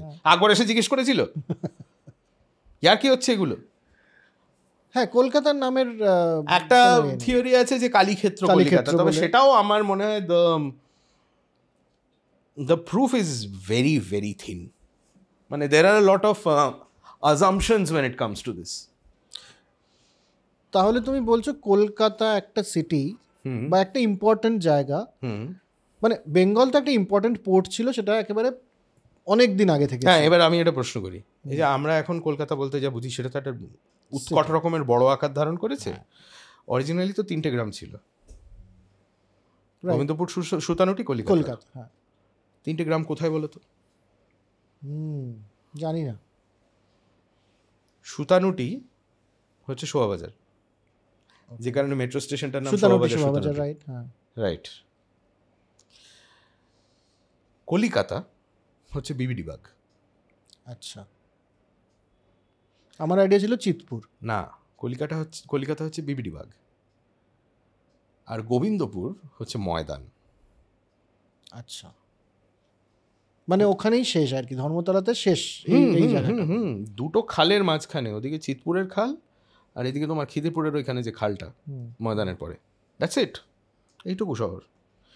ইংরেজদের সময় হিসেব অনুযায়ী 2টো বাগান, নর্থে হচ্ছে কেলসলস গার্ডেন আর সাউথে হচ্ছে বাগানের নামটা ভুলে গেলাম আমি, ওখানে আরেকজন সাহেবের বাগান বাড়ি ছিল, তো ওই 2টো বাগানের মাঝখানে। কিন্তু কলকাতা শহর যেটা, এই 3টে গ্রাম নিয়ে যে শহরটা হলো, এটার যে বারবারন্ত সেটা তো ব্রিটিশদের হাতে। এবারে হ্যাঁ বললেও চাপ, না বললেও চাপ, মানে কোর্টে মামলা ফামলা করে দেবে মানুষজন। না, আমি বলছি যে বাংলার ইম্পর্টেন্স, বাংলা যে খুব একটা বর্ধিষ্ণু জায়গা ছিল, একেবারে মুঘল কেন তার আগে থেকে, সেটা নিয়ে কোনো সন্দেহ নেই। We can't say that Job Charnock শহরের ফাউন্ডার ছিলেন, না, নো, বিকজ তার আগে ছিল। হ্যাঁ, ওদিকে তো সুতানুটি নামটাই হয়েছে বিকজ ইট ওয়াজ আ টেক্সটাইলের heart, all of that. But at the same time, we cannot completely discount the role of the East India Company in the growth of Calcutta. কারণ ওরা তো এর আগে হিজলিতে ছিল, এবার ওরা যদি পার্মানেন্টলি হিজলিতে সেটেল করতো, then that would have become a bigger city. গঙ্গার ওপারে। হ্যাঁ, এবার সেখানে হিজলিতে ওরা থাকতে পারেনি বিকজ সাইক্লোন সব ভেসে গেল ইত্যাদি ইত্যাদি। আর কলকাতাতেও যে ওরা ছিল, when they started out, the primary white town was around BBD Bagh. নর্থে সাউথে না, ঠিক আছে। এবার তখনও যে পৃথিবীর এই জায়গাটা খুব ফেভারেবল ছিল তা নয়, চারিদিকে জলাজমি, র্যাম্প্যান্ট ম্যালেরিয়া হচ্ছে, salt lake was an actual lake, but it was a position that was easy to defend. একদিকে নদী রয়েছে, একদিকে জলাজমি রয়েছে, তুই আসবি কোত্থেকে ভাই? সিরাজের ক্ষেত্রেও যেটা হয়েছিল, সিরাজ যখন আক্রমণ করেছিলেন, সিরাজ অ্যাকচুয়ালি এসেছিলেন শ্যামবাজার পাঁচমাথার মোড়ের দিক দিয়ে, দমদমের দিক দিয়ে করে, তারপর ওখান থেকে ঢুকতে খুব একটা সুবিধা হয়নি বলে এইদিকে সাউথে এসে এখন যেখানে শিয়ালদা, সেখান থেকে একেবারে বিবি গাঙ্গুলি স্ট্রিট ধরে ডালহাউসি অবধি সোজা চলে যাওয়া যায়, ওই রাস্তাটা ধরেই এসেছিলেন। এবং ওকে প্রথম আটকানো হয় মোটামুটি আজকের বিবি গাঙ্গুলি স্ট্রিট রবীন্দ্র সরণি ক্রসিংটা যেখানে, সেখানে প্রথম আটকানো হয়। 1756, 57 আমি ডেট মানে আমার ইতিহাসের ভাগ্যিস তোমার তারিখগুলো মনে আছে। হ্যাঁ, তারপর না আমি ভুলে যাই, এটা প্রমাণ হচ্ছে ইতিহাস ভালো লাগলেই যে তার ডেটও মনে রাখতে হবে তার কোনো মানে নেই। না, because dates are not important, events are important. তো 56 টু আমরা 1857-এ জাম্প করব, কিন্তু এই সময়টা কলকাতা কি হচ্ছিল কখন? এই 57-এর পর থেকে। আমি হিস্টোরিক্যাল ফ্যাক্টস বলছি না, আমি বলছি কলকাতা শহরটার কীরকম ডেভেলপমেন্ট হচ্ছিল। আস্তে আস্তে গ্রোথ হচ্ছে। তখনও খিদিরপুর নেই, মানে খিদিরপুরে ডক নেই, তো অধিকাংশ জাহাজ যা আসছে সেগুলো তোমার চাঁদপাল ঘাট, তারপরে আর্মেনিয়ান ঘাট, এই সমস্ত জায়গায় ইয়ে হচ্ছে। So the Dalhousie area starts developing slowly. 1757 পরে নতুন ফোর্ট উইলিয়াম তৈরি হয় ময়দানে, যেটা গোবিন্দপুর ছিল। তো গোবিন্দপুরে সবাইকে হ্যাট করে তাড়িয়ে দেওয়া হয়, মানে তাদের সর্ট অফ কম্পেনসেশন অন্য জায়গায় জমি টমিও দেওয়া হয়। যেমন ধরো আহিরিটোলায় একজন পরিবার আমার পরিচিত আছে যারা অরিজিনালি গোবিন্দপুরে থাকতো। এবার ইন্টারেস্টিং জিনিসটা হচ্ছে, গোবিন্দপুরে যেহেতু the majority of the population was Hindu, মন্দির ছিল, পাথরের মন্দির ছিল। আচ্ছা, সেই মন্দিরের ধ্বংসাবশেষ কয়েক বছর আগে ফোর্ট উইলিয়ামের ভেতরে বেরিয়েছে, নতুন ফোর্ট উইলিয়ামের ভেতরে। হ্যাঁ, আর্মি খোঁড়াখুঁড়ি করতে গিয়ে তলা থেকে পায়, এবং সেটা ওরা খুব সুন্দরভাবে সাজিয়ে টাজিয়ে রেখে দিয়েছে পাথরগুলো। সো এটা আছে। সো ফোর্ট উইলিয়াম তৈরি হলো, BBD Bag, the area starts developing, সেখানে বিজনেস হাউসেস, বিকজ পোর্ট পাশে, that starts developing, the city starts growing আস্তে আস্তে, রেসিডেন্সিয়াল এরিয়াস স্প্রেড আউট। ঠিক আছে, তোমার কবরখানা যেটা অরিজিনালি কাউন্সিল হাউস স্ট্রিটের সেন্ট জন চার্চের ওখানে ছিল, সেখান থেকে শিফট হয়ে পার্ক স্ট্রিট গেল। চৌরঙ্গি স্টার্টস ডেভেলপিং স্লোলি, এগুলো হতে শুরু করে আস্তে আস্তে। ফোর্ট উইলিয়াম বললে, পুরনো ফোর্ট উইলিয়াম, সেটার একটা ঘটনা যেটা মোটামুটি এখন বোধহয় মিথটা ভাঙা গেছে, সেটা হচ্ছে ব্ল্যাক চেম্বার, যেটাকে বলে black hole. Black hole, but that is not a myth. Black hole ডিথের কতটুকু মিথ আর কতটুকু সত্যি? আচ্ছা, এইটা এবার ঘটনাটা আমি বলে রাখি। সেটা হচ্ছে যে সেই রাতে কলকাতা দখল করার পর অবভিয়াসলি ইংরেজের একটা বড় section, including the governor of Calcutta Roger Drake, তিনি নৌকোয় করে পালিয়ে গেলেন। পালিয়ে গিয়ে তিনি ফলতায় গা ঢাকা দিয়েছেন।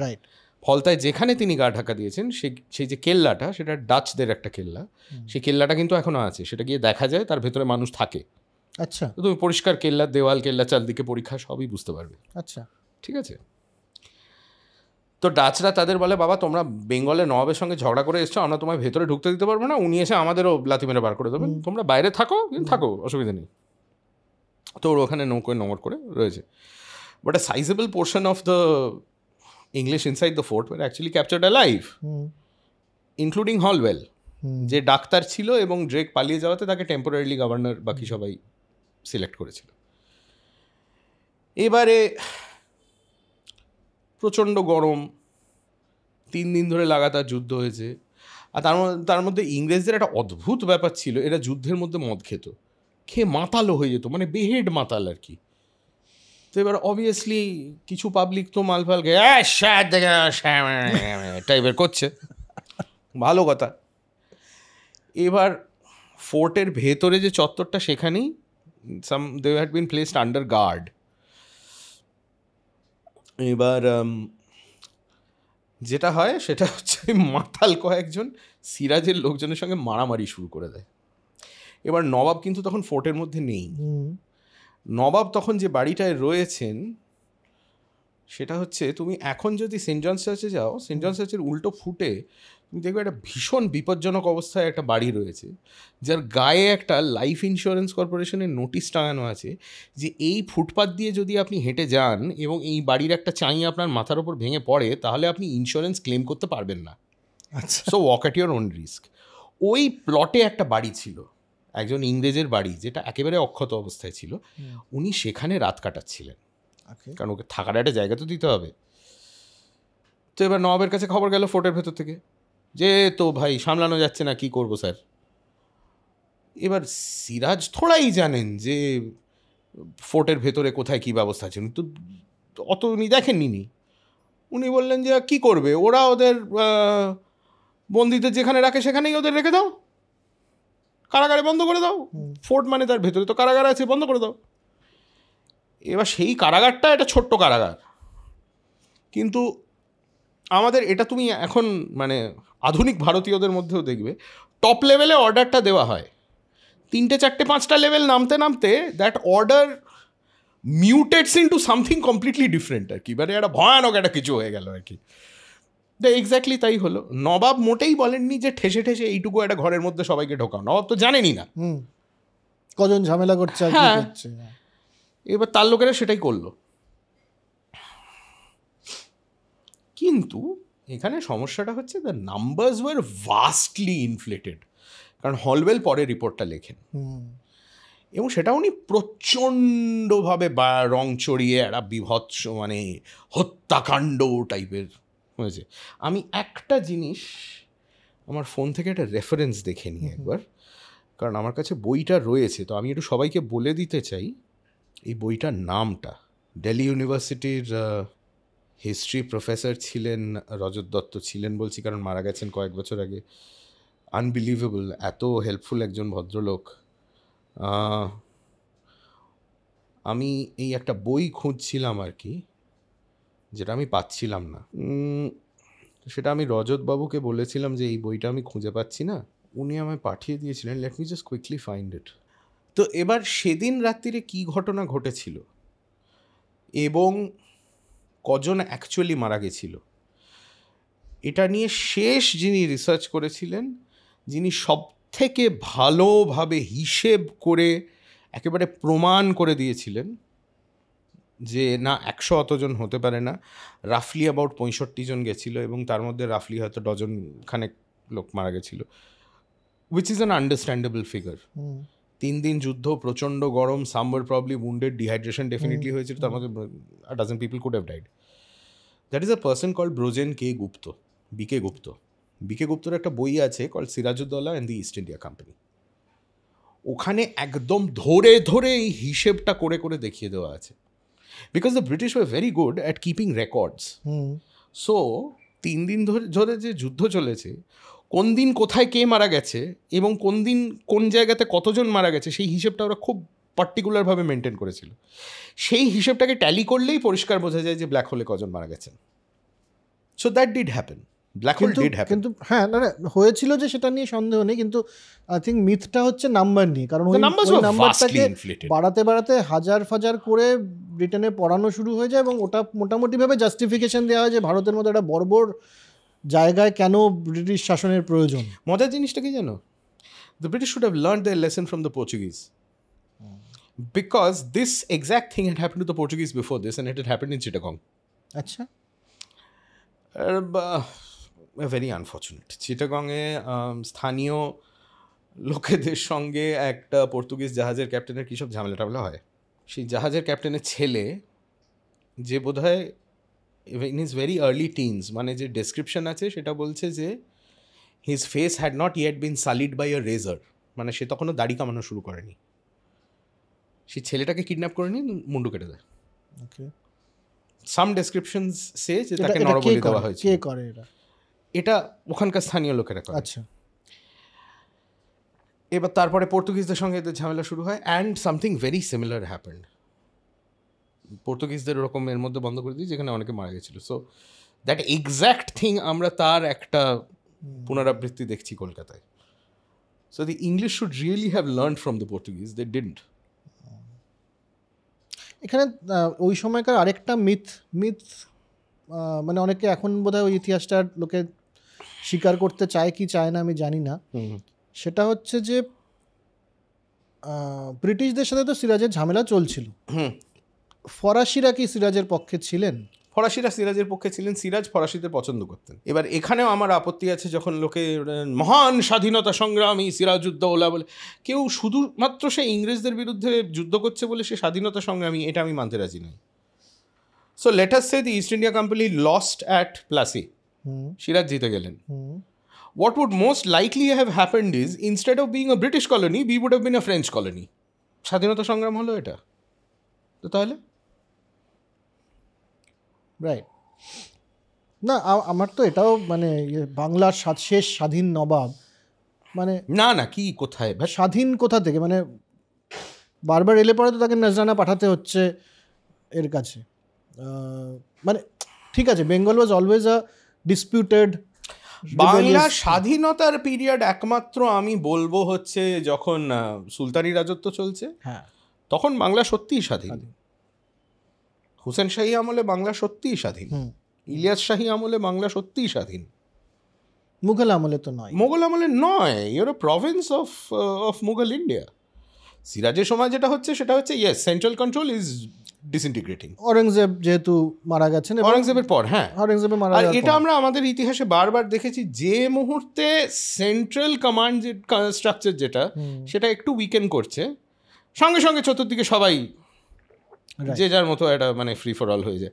মানে এখনকার দিনে এটা হয় না, কারণ we have constitution and we have rule of law. তো আজকে বাংলার মুখ্যমন্ত্রী বা উড়িষ্যার মুখ্যমন্ত্রী বা বিহারের মুখ্যমন্ত্রী যদি চান হ্যাঁ আমরা স্বাধীন রাজ্য হয়ে যাব, ওটা হয় না, কারণ উই ফলো দ্য ল। তখনকার দিনে ল তো ছিল না, the only thing that was there was the army. তোমার বিরুদ্ধে কেউ যদি যুদ্ধ ঘোষণা করে, তোমায় ফিজিক্যালি গিয়ে তাকে কেলিয়ে বৃন্দাবন দেখিয়ে দিতে হবে, নাহলে হবে না। আমরা একটা মানে মুঘলদের নিয়ে একটা সিরিজ করেছি, সেটাতেও এটাই আছে, মানে মুঘল ওয়াজ বেসিক্যালি আকবর অবধি তো বটেই, তারপরেও ইট ওয়াজ বেসিক্যালি মিলিটারি স্টেট। হ্যাঁ, মানে at that point of time everything was a military state. হ্যাঁ, এবার সেটাও ঠিক যে মানে সেই সময়কার আজকের সেন্সিবিলিটি দিয়ে সেই সময়টাকে বিচার করাটাও খুব না, কখনোই উচিত নয়। আমি যদি 300 বছর আগেকার একটা ঘটনা দেখি, তখন আমি সেটাকে 300 বছর আগেকার পরিপ্রেক্ষিতেই বিচার করবো। এক্স্যাক্টলি। এই যে তুমি একটু আগে বললে আলীবর্দী বর্গীদের তাড়িয়েছিলেন, বর্গীরা এসেছিল কেন জানো? না, that is also thanks to Alivardi. How? Alivardi nawab হয়েছিলেন কিভাবে? আলীবর্দী তো নবাব হবার কথা নয় তো। আলীবর্দী তো ছিলেন পাটনার নায়েব নাজিম, সম্ভবত পাটনা কিংবা কটক, আমি ভুলে যাচ্ছি, বোধহয় পাটনা। এবার আলীবর্দী কিন্তু যেদিন থেকে ঢুকেছেন সেদিন থেকে কিন্তু উনি প্লট করে যাচ্ছেন। আলীবর্দী অত্যন্ত ব্যাকা পথে নবাব হয়েছিলেন। এবার এটাও হিস্ট্রিটা একটু কন্ট্রোভার্সিয়াল। আলীবর্দীর বাবা সম্ভবত মোগল কোর্টে খানসামার কাজ করতেন। সেখান থেকে একজন, আর এটা হচ্ছে সেই সময় যখন মোগল শাহেনশাহ আসছে যাচ্ছে, মানে অরঙ্গজেবের পরে প্রচন্ড টালমাটাল অবস্থা, 7 জন না 8 জন। হ্যাঁ, এবার একজন শাহেনশাহ গেলেন মানেই হচ্ছে তার গোটা হাউসহোল্ড স্টাফকেও বিতাড়িত করা হয়, সেইভাবে ওকেও বিতাড়িত করা হলো। তার 2 গুণধর ছেলে আলীবর্দী আর আলীবর্দীর অ্যাকচুয়ালি নাম হচ্ছে বোধহয় মোহাম্মদ আলী। 2 গুণধর ছেলে মোগলদের খানিক গয়নাপত্র নিয়ে কেটে পড়ল। ওকে, ঠিক আছে। এবারে কয়েক বছর পরে they turn up at the court in Orissa, I think the Naib Nazim's court, যে হচ্ছে আমাদের মুর্শিদ কুলি খাঁ এর জামাই। আচ্ছা, এবার তার কোর্টে এরা দুজনে কাজ পায়, 2 ছেলে। তখন থেকেই কিন্তু আমার মনে হয় দুজনে প্লট করা শুরু করে যে আমরা চিরকাল অন্য কারোর নিচে থাকবো না, আমরাই একদিন এখানে শাসন করব। Ultimately they provoke a war with Sarfaraz Khan, who is Murshid Quli Khan's grandson, নাতি। তার সঙ্গে ইচ্ছে করে এরা একটা যুদ্ধ লাগায়। যুদ্ধটা হয় গিরিয়াতে। গিরিয়া হচ্ছে মুর্শিদাবাদ থেকে রাফলি অ্যাবাউট 40 কিলোমিটার দূরে। সেই যুদ্ধে সরফরাজ মারা যান।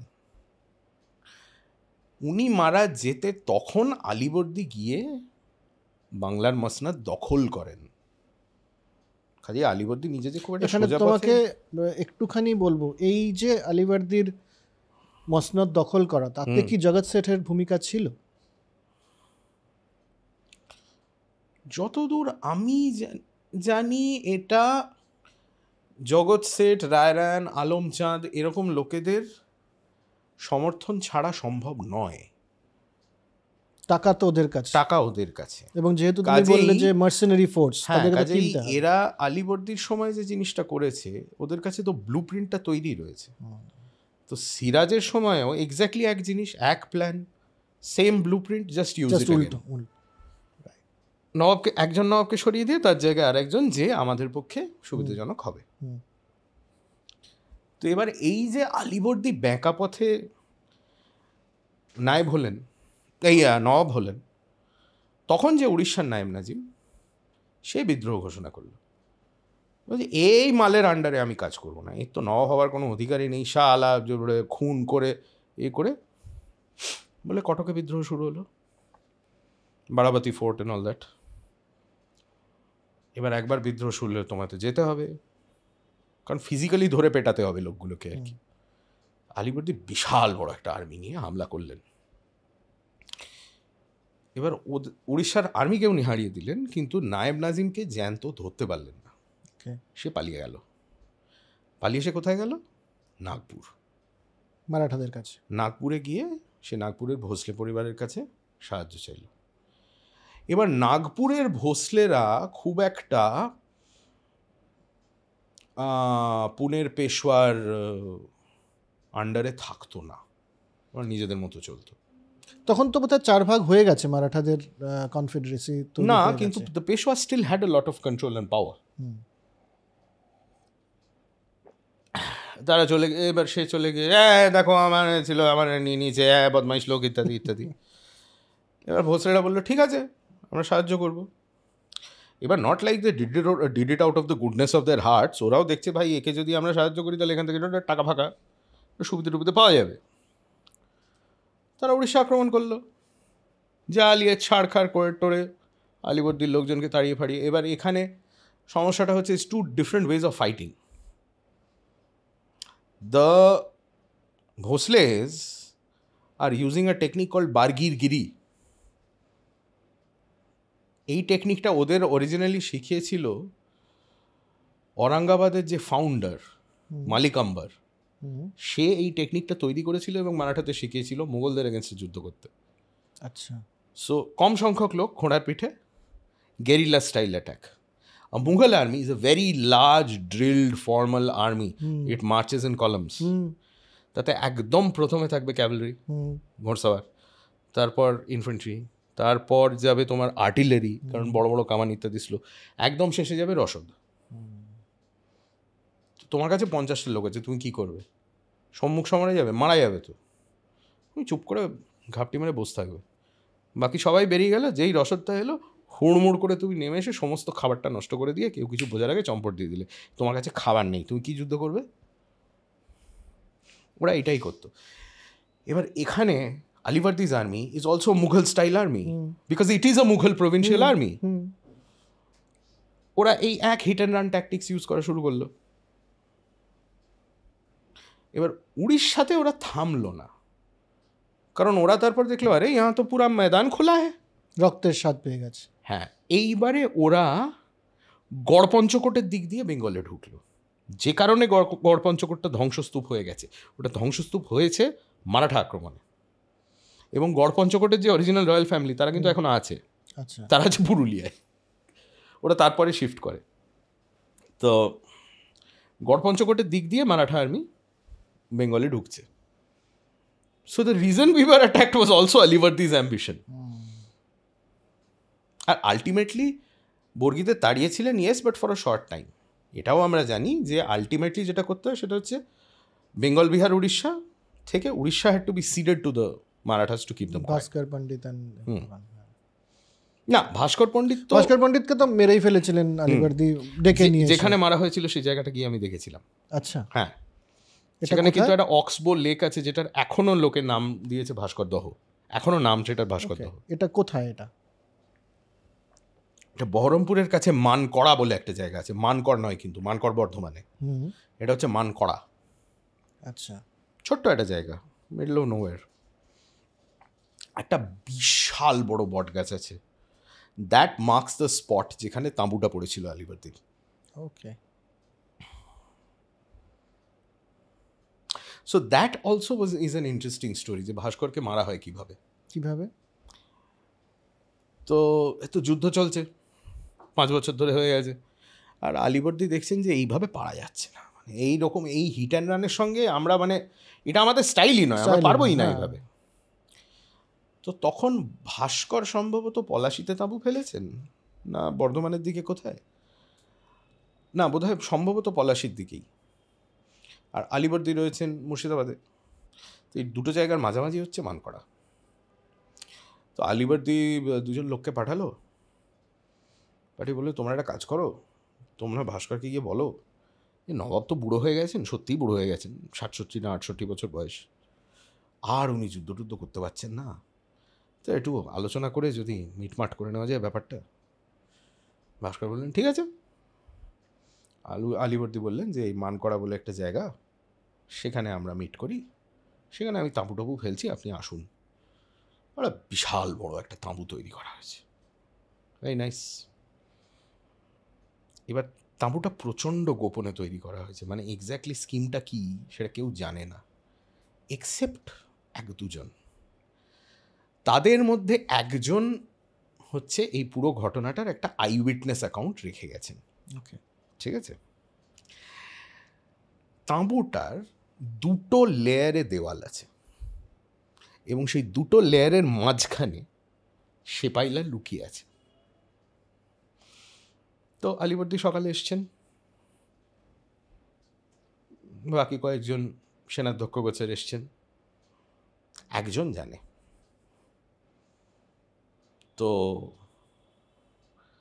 আলিবর্দি তাকে বললেন যে তুমি এদের তাঁবুটা দেখিয়েছ, যে এত ভালো তাঁবু যে আমরা তৈরি করলাম, এটা হচ্ছে কোড, এটার মানে হচ্ছে ওদের নিয়ে গিয়ে সাইডে চুপি চুপি বুঝিয়ে দাও যে আমরা কি করতে চলেছি। তো সে বললো হ্যাঁ ঠিক আছে আমি নিয়ে যাচ্ছি, নিয়ে গেল। খানিকক্ষণ পরে তারা ফিরে এসে নবাবকে বলল যে হ্যাঁ আমরা তাঁবুটা দেখেছি, আর সত্যি ভাস্কর পণ্ডিতের মতো মহান বীরের জন্য এইরকম তাঁবুই মানে উচিত। তার মানে হচ্ছে এই পুরো ব্যাপারটায় তাদের সায় আছে, ভাস্কর পণ্ডিতকে এখানেই মারা যেতে পারে, মানে এই ব্যবস্থাটাতে we will support, full support. ঠিক আছে। এবার ভাস্কর তার 22 জন না 23 জন সর্দার, তাদের মধ্যে একজন সন্দেহ করেছে যে এ ভাই ডাল মে কুচ কালা হ্যায়। সে বলছে আমি তো গুরু যাব না, আমি বাকি আর্মির সঙ্গে এখানেই থাক। ওকে, ভাস্কর তার বাকি 21 জন না 22 জন সর্দার আছে তাদের নিয়ে এসছেন, এসে তাঁবুর বাইরে নেমেছেন ঘোড়া থেকে বা হাতি থেকে বা যাই হোক, নেমে তাঁবুর ভেতরে তিনি ঢুকছেন। এবার তুমি ভেতরে ঢুকছো, সোজা লম্বা দুদিকে সভাসদরা দাঁড়িয়ে আছে, একেবারে শেষে মসনদের ওপর বসে আছেন আলিবর্দি। যেই ঢুকতে আলিবর্দি ওর একজন সভাসদকে জিজ্ঞেস করলেন এদের মধ্যে ভাস্কর পণ্ডিত কে? তা একজন আঙুল দেখিয়ে দিল, উনি হচ্ছেন ভাস্কর পণ্ডিত। আর তারপর আমি ইংরেজি তর্জমাটা পড়েছি, অরিজিনালি ফার্সিতে লেখা। The Nawab ordered that these freeloaders be cut down. যেই না হুকুম দেওয়া, সামনেই একজন সর্দার ছিল আলিবর্দি, সে এক কোপে ভাস্করের মাথা নামিয়ে দিয়েছে। কেউ কিছু বোঝার আগেই, মানে সবাই স্টান্ড, কেউ কিছু বোঝার আগেই যারা সেপাই লুকিয়েছিল তারা সবাই বেরিয়ে এসছে। এবার মানে মারাঠাদের কচু কাটা করা হচ্ছে আর কি। হ্যাঁ, কোথায় কার একটা হাত কেটে উড়ে গেল, কার একটা পা কেটে উড়ে গেল। এর মধ্যে সভাসদরা নবাবকে কন্টিনিউয়াসলি বলছেন নবাব সাহেব আপনি তাঁবু থেকে বেরিয়ে যান, দিস ইজ কেয়স, আপনি যে কোনো মুহূর্তে আহত হতে পারেন, আপনি তাঁবু থেকে বেরিয়ে যান। আলিবর্দি বলছেন হ্যাঁ আমি তো বেরোবো, কিন্তু সমস্যাটা হচ্ছে আমি আমার এক পাটি জুতো খুঁজে পাচ্ছি না। একজন প্রচণ্ড রেগে গেছে, বলছে এটা কি জুতো খোঁজার সময়? আলিবর্দি বললেন না তুমি ঠিকই বলছো, এটা জুতো খোঁজার সময় নয়, কিন্তু আমি যদি এইভাবে এক পায়ে জুতো পরে পালিয়ে যাই তাহলে আজ বাদে কাল লোকে বলবে যে ভাস্কর পণ্ডিতের সামনে পড়ে বাংলার নবাব আলীবর্দী খাঁ জুতো ফেলে পালিয়েছে। এবারে জুতো খোঁজ সেই রক্তারক্তি কাণ্ডের মাঝখানে নবাবের জুতো পাওয়া গেল। তিনি জুতো পায়ে দিলেন, দিয়ে তিনি বেরোলেন। বেরিয়ে তিনি হাতির পিঠে বসলেন। বসে তিনি বললেন, ইজ ভাস্কর ডেড? তাই তার সর্দাররা বললো, হ্যাঁ ভাস্কর মরে গেছে। বলে, আমার বিশ্বাস হচ্ছে না, ভাস্করের মাথা নিয়ে এসো। ভাস্করের কাটা মুন্ডুটা নিয়ে এসে বাইরে থেকে দেখানো হলো। তারপর নবাব হুকুম দিলেন, চলো ভাস্করের বাকি আর্মির ওপর হামলা করো। তো এইভাবে ভাস্কর পণ্ডিতকে মারা হয়। এবং মারার পর ওই যে অক্সবো লেকটার কথা আমি বলছিলাম, যেটার নাম ভাস্কর দহ, সব কটা বডি ওর মধ্যে জাস্ট জলের মধ্যে ফেলে দেওয়া হয়। So this is the story. এবার দেখো, আমি তোমায় এখনো অবধি যা যা ঘটনা বললাম, কলকাতা, সিরাজউদ্দৌলা, ভাস্কর পণ্ডিত, তোমার মনে হয় না এটা নিয়ে একটা ওয়েব সিরিজ বানালে দুর্দান্ত হবে? কে বানাবে? Who will bell the cat? এটা একটা কিন্তু তুমি জুতো বললে আমার, তোমাকে ছাড়া আমরা অনেকক্ষণ কথা বলে ফেলছি, কিন্তু জুতোতে আমার আরেকটা কথা মনে হলো, যে এরকম একটা ওয়েব সিরিজ হলে বাটা স্পন্সর করতে পারে। একেবারেই নয়। আরেক ভদ্রলোকের এমনি যুদ্ধের সময় জুতো পাওয়া যাচ্ছিল না বলে নাকি সে যুদ্ধ করতে যেতে পারেনি। সে হচ্ছে ওয়াজেদ আলী শাহ। এটা লখনৌর মিথ। শুনেছি এটা আমি, এবার এটা আমি ভেরিফাই না, এটা লখনৌর মিথ। আচ্ছা, যে এমনিও ব্রিটিশরা ঢুকে যাওয়ার পর ওয়াজেদ আলী শাহ লড়াই করে যে বিরাট কিছু করতে পারতেন তা নয়। উনি তো গান নাচ এসব নিয়ে ছিলেন। বীর কোনোদিনও ওয়াজেদ আলী শাহকে বলতো না, কিন্তু he was not a warrior, he was not. কিন্তু বলে যে সে সময় নাকি উনি রেডি হয়ে বসেছিলেন, বলে এসে বলছে কী ব্যাপার, আপনি জাননি কেন এত সব হয়েছে? উনি বলেছেন যে আমাকে জুতো পরানোর লোকটা আসেনি।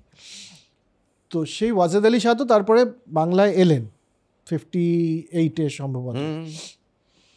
তার সাথে সাথে আরেকটা জিনিস এলো, তুমি এখন আর ওই টি শার্টটা পরে নেই, তুমিও যেহেতু ভোজন রসিক, তো আমরা বিরিয়ানির গল্প দিয়ে, আমার বিরিয়ানিটা খুব ফ্যাসিনেটিং। তার সঙ্গে আরও একটা জিনিস এসেছিল, যেটার জন্য তারপর প্রচণ্ড সমস্যা হয়েছিল। সেটা তার চিড়িয়াখানা, জু। হ্যাঁ, এবং সেই চিড়িয়াখানা থেকে বাঘ পালিয়ে যেত। দুবার হয়েছে যে চিড়িয়াখানা থেকে বাঘ বেরিয়ে, এবার ঠিক ওই মেটিয়াপুরের যে জায়গাটা, there is a bend in the river, যেখানে নদী বাঁক নেয় সেখানে নদীটা সরু হয়ে যায়। তুমি যদি এপারে দাঁড়াও, ওপারে বোটানিক্যাল গার্ডেন দেখা যায়। আচ্ছা। এবং বাঘটা এক্স্যাক্টলি তাই করেছিল। সে নদী সাঁতরে বোটানিক্যাল গার্ডেনে গিয়ে গুচ্ছ লোকজনকে মেরে টেরে তারপরে ফাইনালি হাওড়ার কোথায় ভেতরে তাকে ফাইনালি মারা হয়েছিল। This happen twice. তারপরে কলকাতা গভর্নমেন্ট থেকে অর্ডার দেওয়া হয়েছে, why should the Nawab have dangerous carnivores in his collection? মানে তুমি চিড়িয়াখানা করতে যাও, পাখি রাখো, বাঘ আবার কি?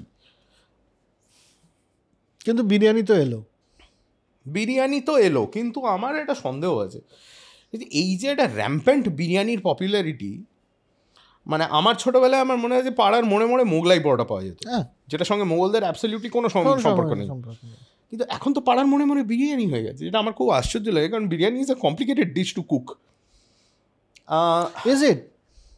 It's actually very easy to cook a biryani, probably সেই জন্যেই। আরে সে তো is very easy to send a rocket to the moon also if you know how. Biryani ভীষণ শক্ত হচ্ছে তেলের আন্দাজটা করা। ঠিক মতো যদি না দাও তেল গড়িয়ে যাবে, কম যদি দাও ঘেটে যাবে। মানে তেল মানে ঘি মানে যাই হোক আর কি। বিরিয়ানির এই ভয়ঙ্কর পপুলারিটিটা কিন্তু ওয়াজিদ আলী শাহ এবং তার ইমিডিয়েটলি পরে কিন্তু ছিল না। বিরিয়ানির এই ভয়ানক পপুলারিটিটা I think would have started from the 80s। মানে আমার ছোটবেলায় আমার মনে আছে চতুর্দিকে সবাই বলছে সিরাজের বিরিয়ানি।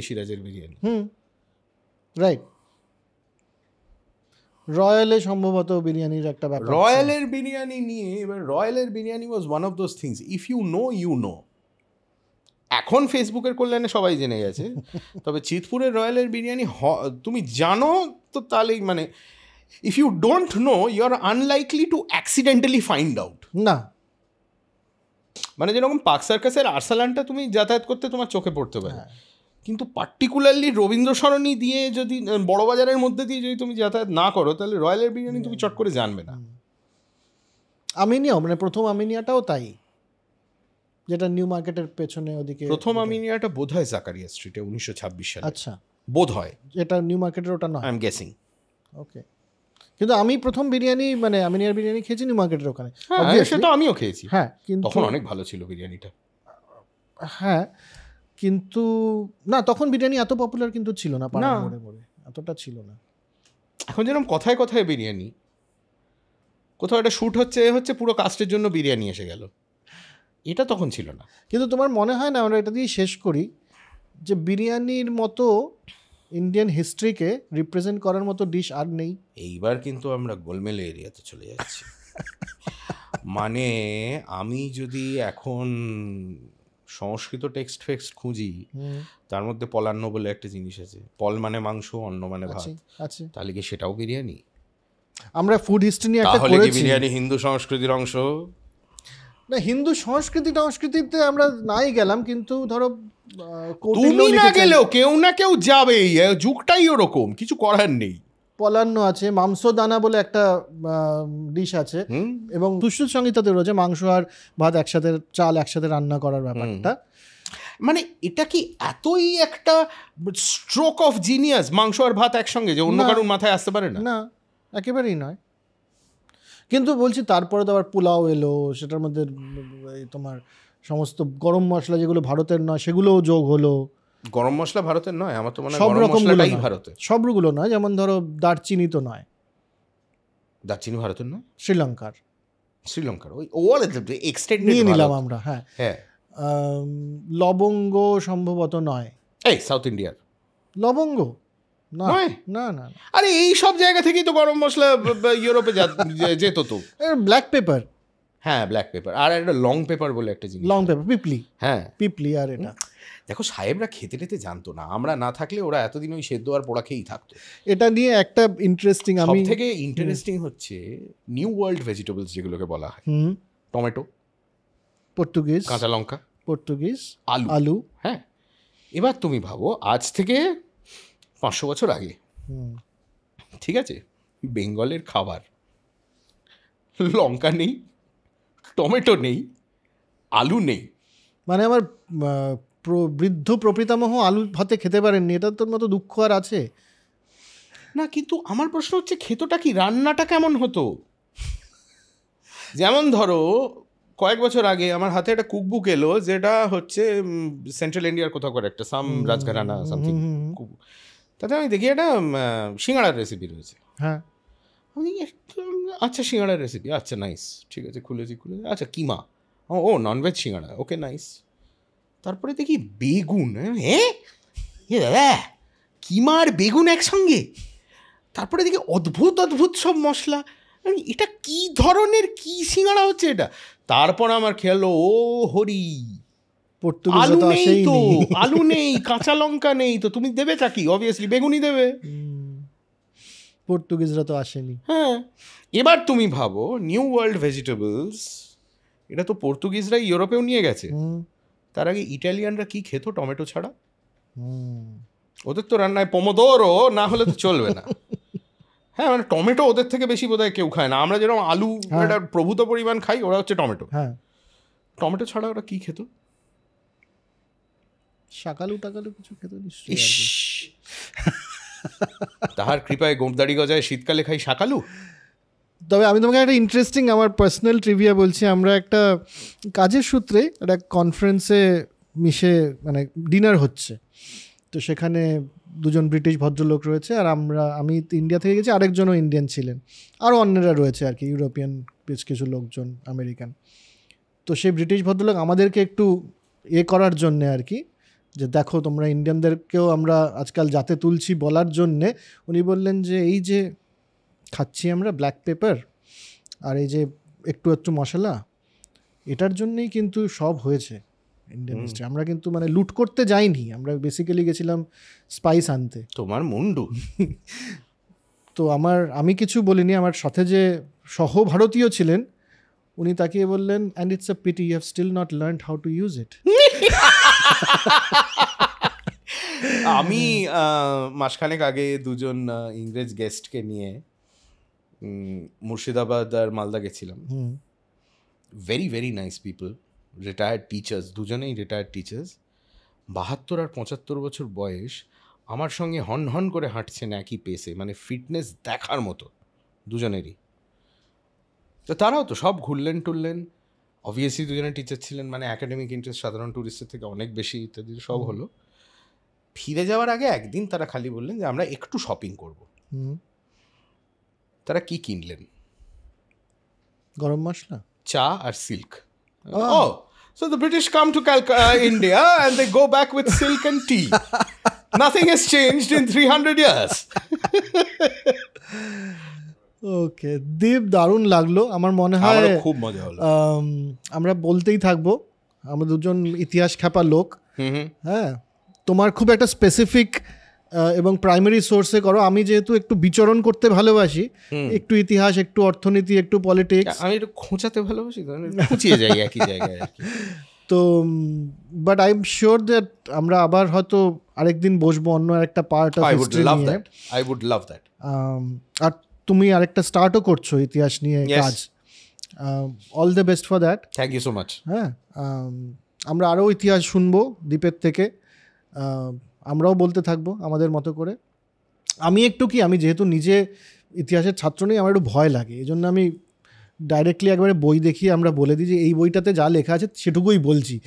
হ্যাঁ, না, তবে ভয় পাবার কিছু নেই, কারণ আমরা যদি ইতিহাসের ইতিহাস দেখি, মানে the history of history writing or the history of historical research, considerable work has actually been done by enthusiastic amateurs. True. Egypt, তাই না? হ্যাঁ, এবং ইতিহাসবিদদের হাতে ইতিহাস পড়লে পরে একটু প্রবলেম হয়ে যায় কখনো কখনো। এইটা নিয়ে আমি কোনো মন্তব্য, মানে বড্ড কন্ট্রোভার্সিয়াল হয়ে যাবে, you know. But anyway, thanks for coming to Baithak. আমরা জেনারেলি, আমি আর অরুণভই কথাবার্তা বলি, you are a fresh breeze, খুব ভালো লাগলো। এরকম করো না, আমি মাঝখানে ঢুকে জবরদখল করে নেবো। Please welcome, it's not our space, it's for everyone. আপনাদের কেমন লাগলো জানাবেন। আমরা একটু অন্যরকম ট্রাই করলাম, আমার মনে হয় দারুণ ইন্টারেস্টিং লেগেছে। দেখতে থাকুন, ভালো থাকুন। আজকে তো অরুণাভ নেই, কাজে আমাকেই বলতে হচ্ছে, spread knowledge, spread positivity, because knowledge is power and positivity is কি জানো? এভরিথিং। Thank you.